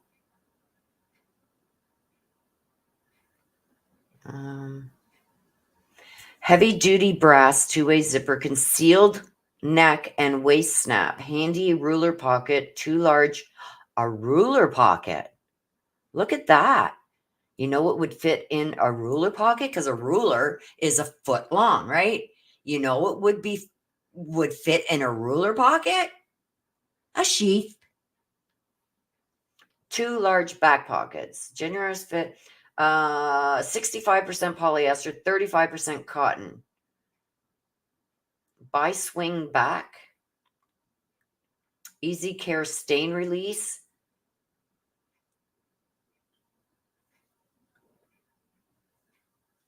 A dark navy. I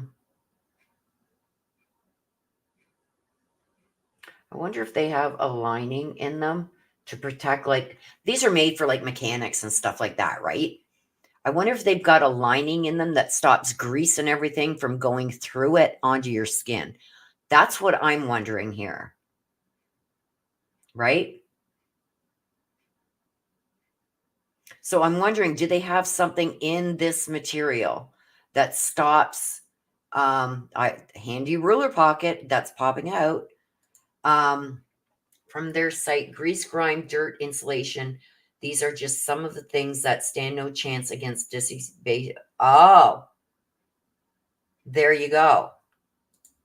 Okay, so they must have some kind of lining or something that they put in them that stop the grease, grime, whatever going through onto your body.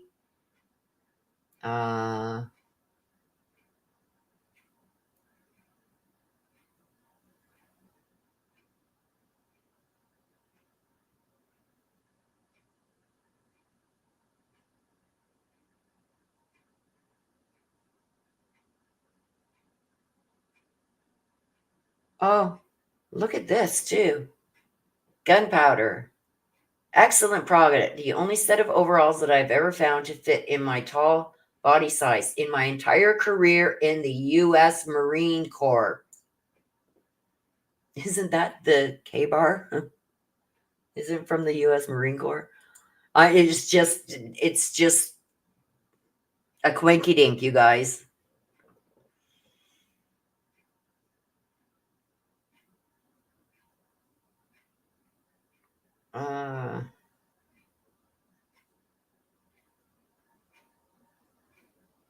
There.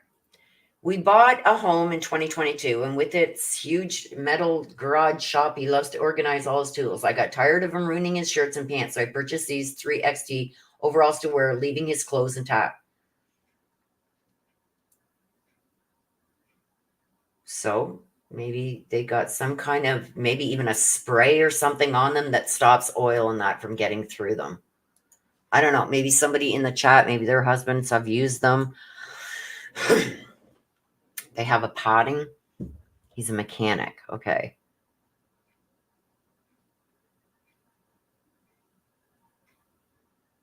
Yeah. So some of these I probably think a lot of them are sprayed. You know how, like, when you buy a new couch or something, you can get that spray that you put on it so water just runs off if you spill something on it or whatever. These could be sprayed with something like that repels grease and grime and stuff, but I don't know. Okay. So let's see. Even more troubling, if true, was what Steve had learned from people who had spoken to members of the grand jury who had been presented with the prosecution's case. It centered on the alleged behavior of the two roommates who had miraculously survived the night unscathed. How, he wondered, could they have slept blissfully unaware through the savage pre-dawn of four people in a narrow house with paper-thin walls? Later, a police affidavit revealed that one of the survivors, Dylan, had in fact heard noises and had left her room only to spot a masked, darkly clad. I mean, these are blue, but I'm sure these dickies in the dark look like they're black, but they're dark. Making his way through the residence before she retreated to her room and did not summon help for another 8 hours for reasons that have never been revealed. Yet, Steve had been told that the two survivors allegedly had not only been awake while the had taken place, but they had heard everything. More astonishingly, his grand jury sources allege that the two girls had been texting one another as the methodically went from one room to the next.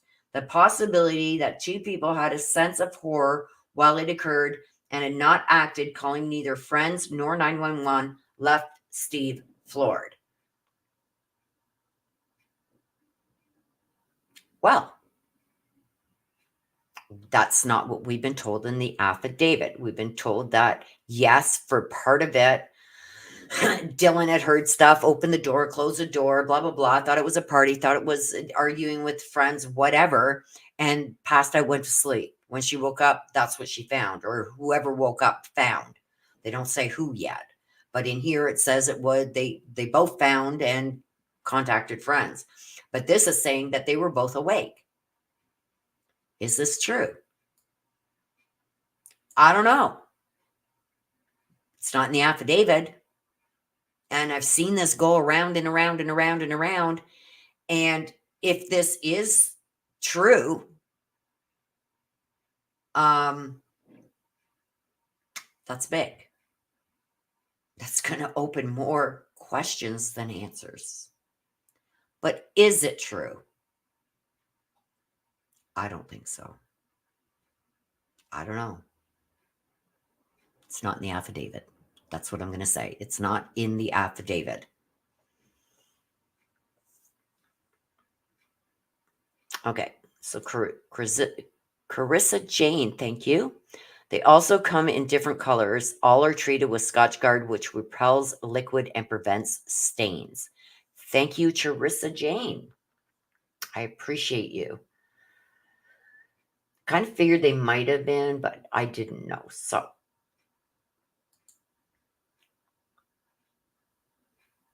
yes, they are very thick, heavy duty, like the men's tradies work shorts. Okay. So I don't know if this is true, you guys, but this is what is being said. Now, is this something that whoever this Blum guy is talking to said, oh, Steve told me this, but it never came from Steve? Did she find this somewhere else on the internet and just passed it off as, this is what Steve told me? Or did this person find this on something else? We know the Reddit crap that was going around, and they were blaming this guy and that guy, and it's still going on. I go by facts. So I don't know. This isn't in the affidavit. Steve says he hasn't talked to this guy personally. So this guy is talking to an in-between who is talking to Steve, because to protect himself in these articles from being sued, he's going to have to give up his source where he's getting this information from when he keeps saying, so Steve had been told Steve said this. Steve said that. He didn't say Steve told me. I don't ever see him seeing and hear that in our conversation, Steve said. I don't hear Steve and I looked into this. He's saying, yet Steve had been told.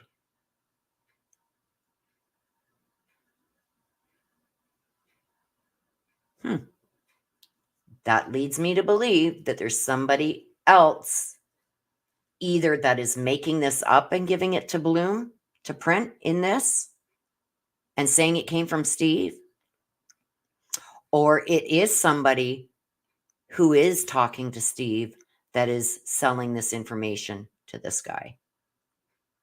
There's a monkey in the middle here, in between Bloom and Steve, that is not only disrespecting Steve by repeating this stuff, but giving it to somebody that's writing this. So, is this true? Did this actually come from Steve? And this is his way of protecting himself here. He's not saying Steve told me, or me and Steve, or I talked to Steve. He's not saying that. Once you go through this whole article, like I said, I'm going to link it down below here. Once you read this whole article, you will see in here, he never puts himself as the one talking directly to Steve.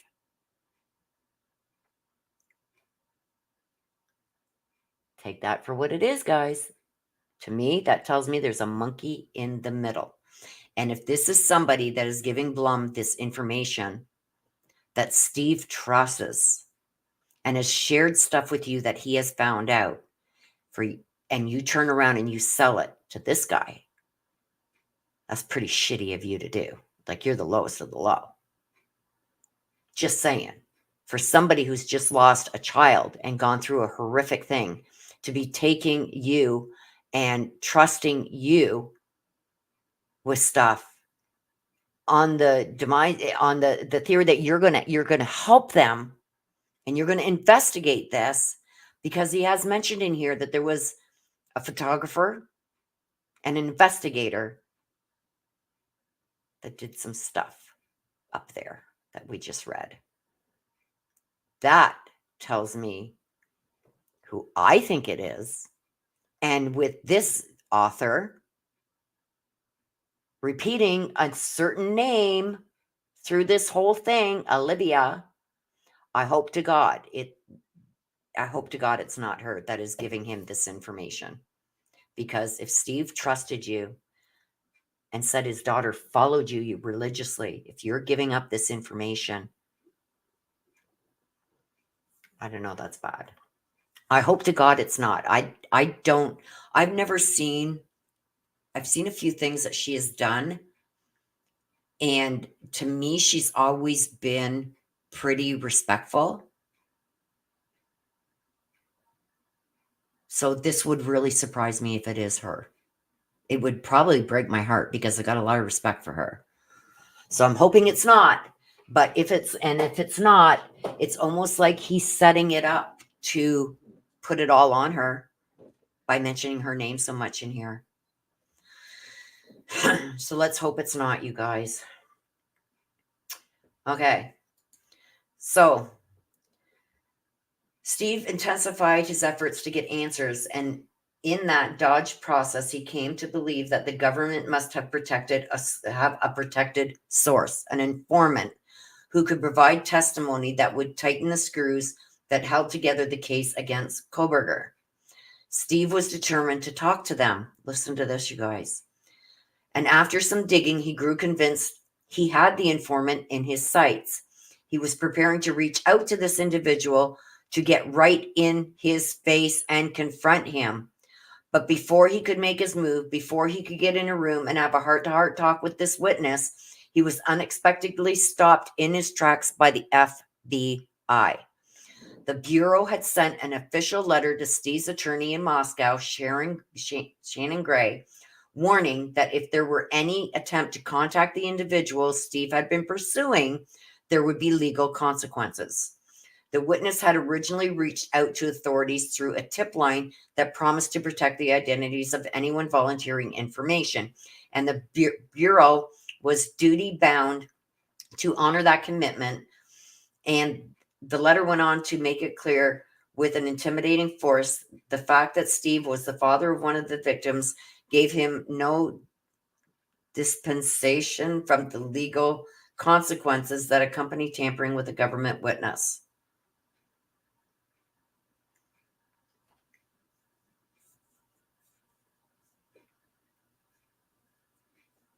Olivia, from Chronicles of Olivia. If you go back to the beginning of this part of it that I just started, it's up here. It's up here somewhere. Okay, here. Steve's investigation rumbled forward. It's right here. Steve's investigation rumbled forward. It was a brief matter of time, a week or two at most, before his quest became inextricably intertwined with another amateur, Olivia Vital, YouTube, Chronicles of Olivia, own deep dive into the events. And that's where he found out that he reached out to Olivia several times. You'll read it in the full document. I'm going to link it down below, where Olivia says that she was contacted several times by email by somebody claiming to be Steve Goncalves, but she didn't believe it. She thought it was a fake, so she didn't answer it. And then she came across something that went, oh my God, it is him. So then she started contacting him to hook up and talk and whatever. And that's when she did the interview with Kaylee's mom, dad, and sister on the couch. Comes to find out, Kaylee had been one of her avid followers. Steve had discovered this connection when he and his oldest daughter were audaciously checking out Kaylee's phone for clues. So it's all up there. You may have to scroll back to hear it all. Okay, so Steve's fears that Kohberger's trial, which had been scheduled to start on October 2nd, has been postponed indefinitely. He fears he's complained that the trial won't concur for many months or even years, and he's particularly incensed with no-nonsense gag order that severely limits the law enforcement authorities, the lawyers, and the families of the victims can publicly say about the case. It is not just that he deems this a violation of his fundamental constitutional rights. Rather, the paucity of specific intelligence has created a vacuum that's being filled by rumors, half-truths, and crackpot lies. And once these malignant seeds are planted, they grow tall and wild on the internet. And still, staring with bitterness at the hard mysteries he cannot crack, Steve has expanded his focus. If he cannot conduct the investigation provoked by his memories of his daughter, he will at least ensure that some of the distant appointed time there will be a measure of justice. The Goncalves family displays this steely message on their Facebook page. The Idaho State Legislative Bill 186 passed last spring affirmed that if the chemicals required for intravenous execution were unavailable, a death sentence could be fulfilled by a firing squad. So, and that is from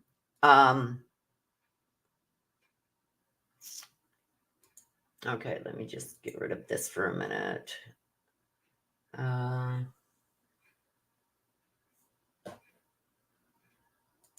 think it's this one, this here. It's from Airmail.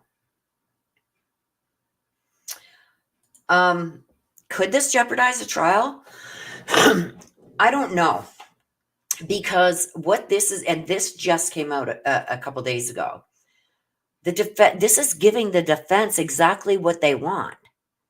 This is giving, people are going to read this. And thank you, Kate Bell, for your $4.99.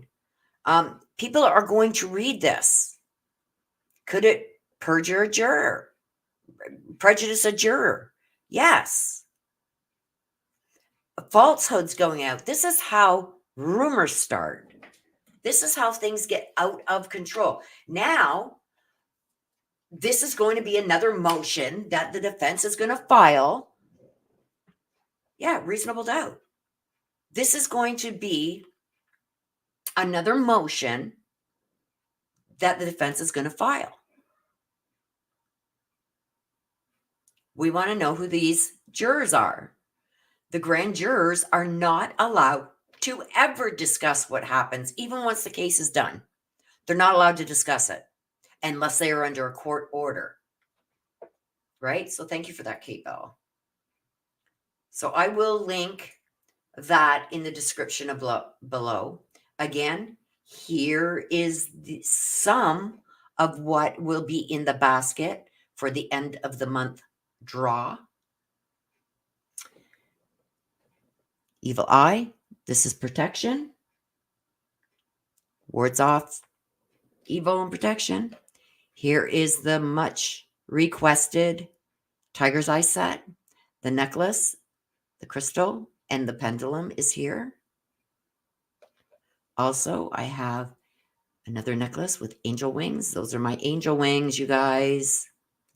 Those angel wings are on the back of all my shirts. And then we've got the bracelet, also with the averagine and amethyst crystal. I'm going to add more to this, but the bracelet has hematite, tiger eye, and black obsidian. Very protected. Another selenite stick. This you can use to clear all your pieces, to clear your crystals, to clear your cards. This also keeps negative energies away. I've got them here. I've got another one I showed you earlier on my desk. Also, the Oracle deck, Believe in Your Own Magic Oracle deck. And these are going to be decks that are going to be easier for you guys to learn how to read if you're interested in reading. Or you can pull a card a day just to get a daily card for yourself.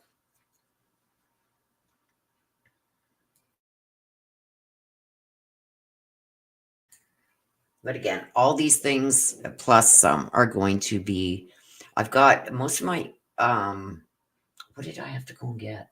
There was something else still I had to go and pick up that hadn't came in yet. But I did go down yesterday. But it's been really raining, not yesterday, Saturday. I went down there. Yesterday, Sunday, yesterday, and today has been raining so hard.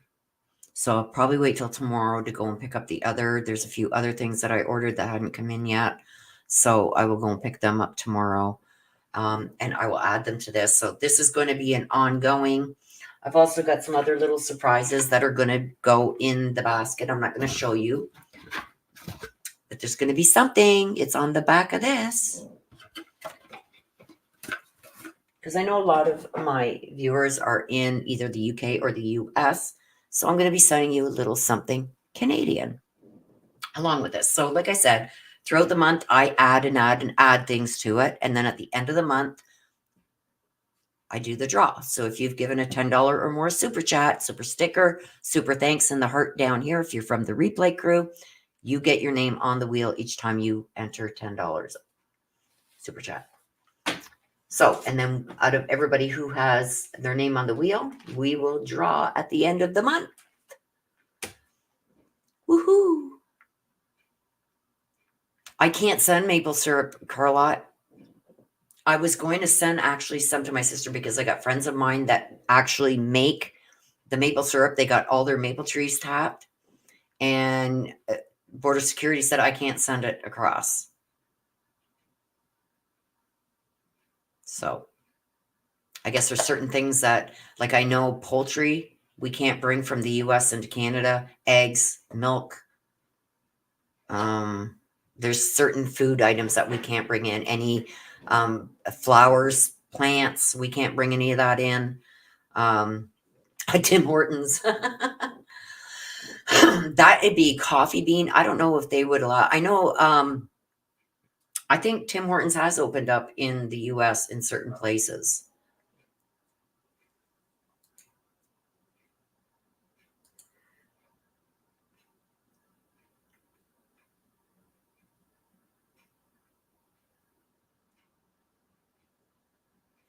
Tim Horton.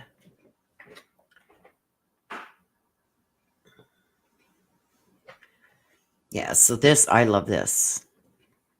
I have the necklace too that I will be putting in to go with this.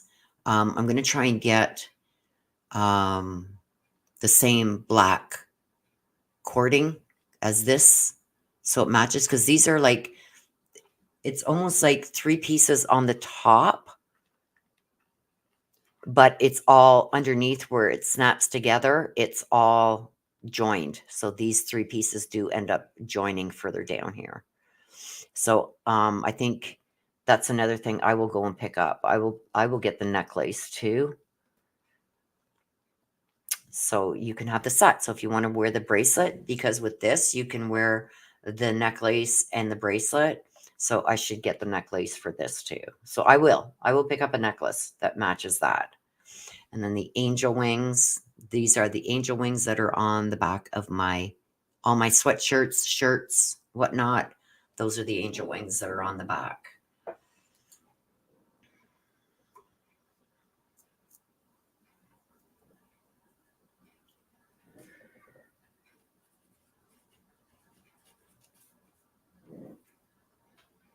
I got H. Cat says I'm drinking my ice cap now. There are several in my Ohio. Yeah. I've kind of started shying away from going to Tim Hortons because when I go, the cream that they use does not sit well in my tummy. Let me just move this over here because I can get rid of all of this now. Okay. Because it's just slowing down my computer. Yes, I love them all. I love this. I love this. And I am also revamping my Teespring store, you guys. Everything that's on there is coming off. I was hoping to do that today, but I have another case. I will be going live, you guys, at 4 o'clock to bring you the Chad Daybell. Do you guys want that or no? If you don't want it, then I'm not going to do it. But if you do want to hear, there's a hearing today. I can live stream it. So you will be able to see the courtroom and everything and hear everything as it happens. Now, did you guys want me to stream that? Chad Daybell. It's at, yeah, yush. If I get enough yeses in the chat, then I will do it. Let me see. So 2 o'clock. So 4 p.m. Eastern. Yes, you guys all want it. Okay. So once I'm done this live, I've got to, crap. Did I just close it? Yes. I'm an idiot. I'll have to go and get that link again. Unless I've got it here. I think I've got it here. Oh, yes, I got it right there. Copy. Okay, so what I'm going to do is right now, I will put it here. Hello, Marie.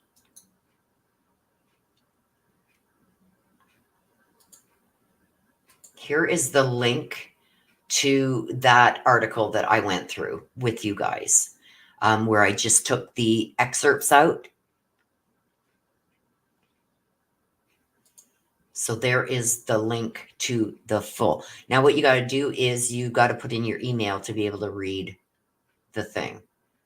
That's why I'm glad I copied it, the whole article,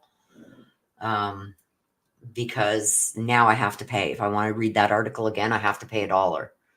So you can only read it once. So if you want a copy of it, screenshot it or copy and paste it into Notepad and then save it that way.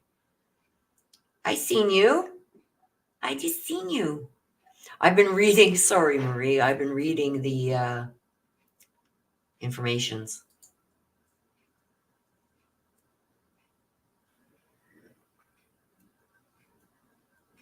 Yes, it's all gorgeous. I love it all. I almost want to go back and get, I think when I go and get the necklace, I've got to go tomorrow. I have no choice. Tomorrow's my only day that I can do a couple of things. What do I got for tomorrow? Hang on a second here. I've also got a request for another read. Oh, yeah. I've got to do the Teespring thing. So if you guys want anything from my shop that's on there now, you better order it today. Tomorrow, I got to revamp. I'm taking everything that's on there except for the pillow and maybe the blanket. Everything else is coming off and I'm redoing it. I've got a new theme I'm going to go with. It's going to be interesting. And when I launch my new line for fall winter, you guys are going to have to go and check it out. Go and check it out. I will put a link and I will also give a discount. Yes, it was very nice. Thank you, Marie.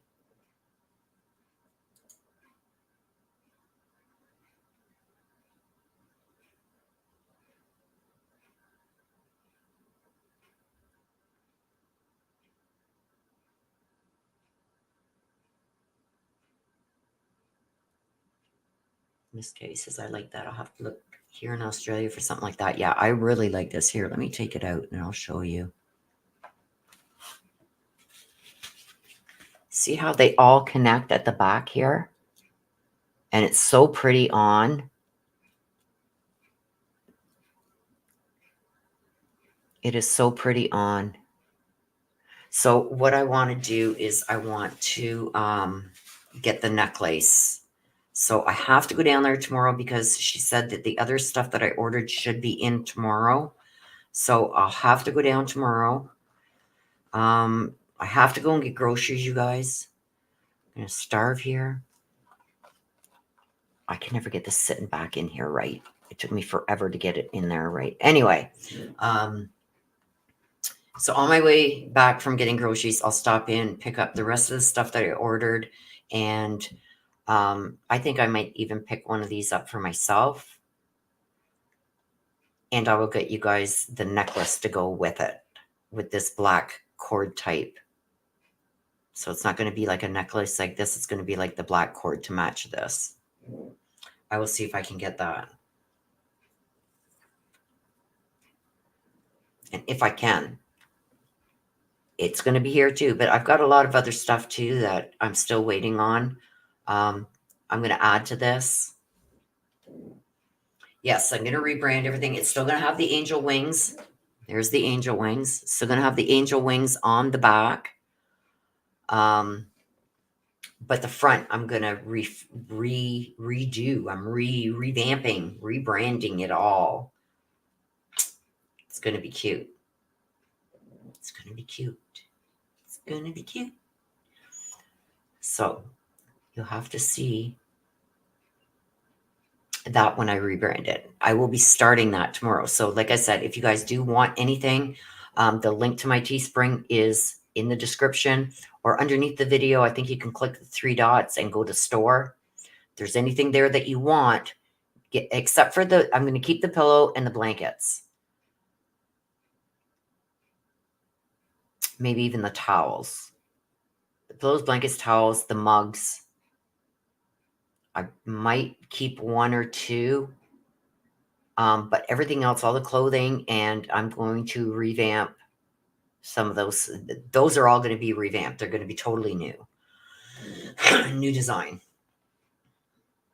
My sister's going to hate me.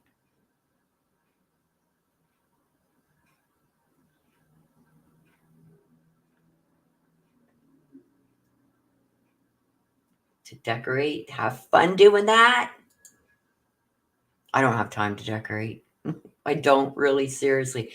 Okay, so you guys do want that. So let me go and get a thumbnail done up for it and get it up. You will see the link. I will jump back on probably. It starts at 4 Eastern, so maybe 3:30. I'll jump on so we can chit chat a bit and let everybody get in the room while we're waiting for it. And we will see what's going on. We haven't heard hardly anything in the Chad Daybell case in a long time. So it's going to be interesting to see what this is about. I'll be able to stream it. I don't. Oh, she's going to be mad because she has bought at least one of everything in my store. And there's things that she's bought 4 or 5 of. She's bought probably 5 blankets. She's bought 6 towels. She's bought 2 or 3, 4 of the hoodies. Not the hoodies, the zip-up hoodies. Hoodies, she's bought 3 or 4. She's bought it. So, oh. So, with that being said, you guys, let's wrap this up. So, that's my take on this information that came out. Take a lot of it with a grain of salt. But the Dickies thing, you guys, I don't know. I didn't look at the chat. I should have. Bad me. My bad. My bad. My bad. My bad. I think that's how the sheath got dropped. Is because he had the onesie on and it had no loops for a belt, so he could have slid that sheath on his belt. I think he just shoved it in one of the pockets because there was no belt loops, no belt to put the sheath on. What do you guys think? Yeah, heard it here first. Let's see how many other YouTubers now start saying that. Because everybody's saying, oh, it was a 2-piece. They said uniform. It was a 2-piece he got. No, I believe it's a 1-piece, and that's why I believe it was a 1-piece. Not only was there only 1 tag for the Dickies found, which tells me there was only 1 piece, which would tell me the coveralls, and the coveralls have no belt loops. The 2-piece, they do.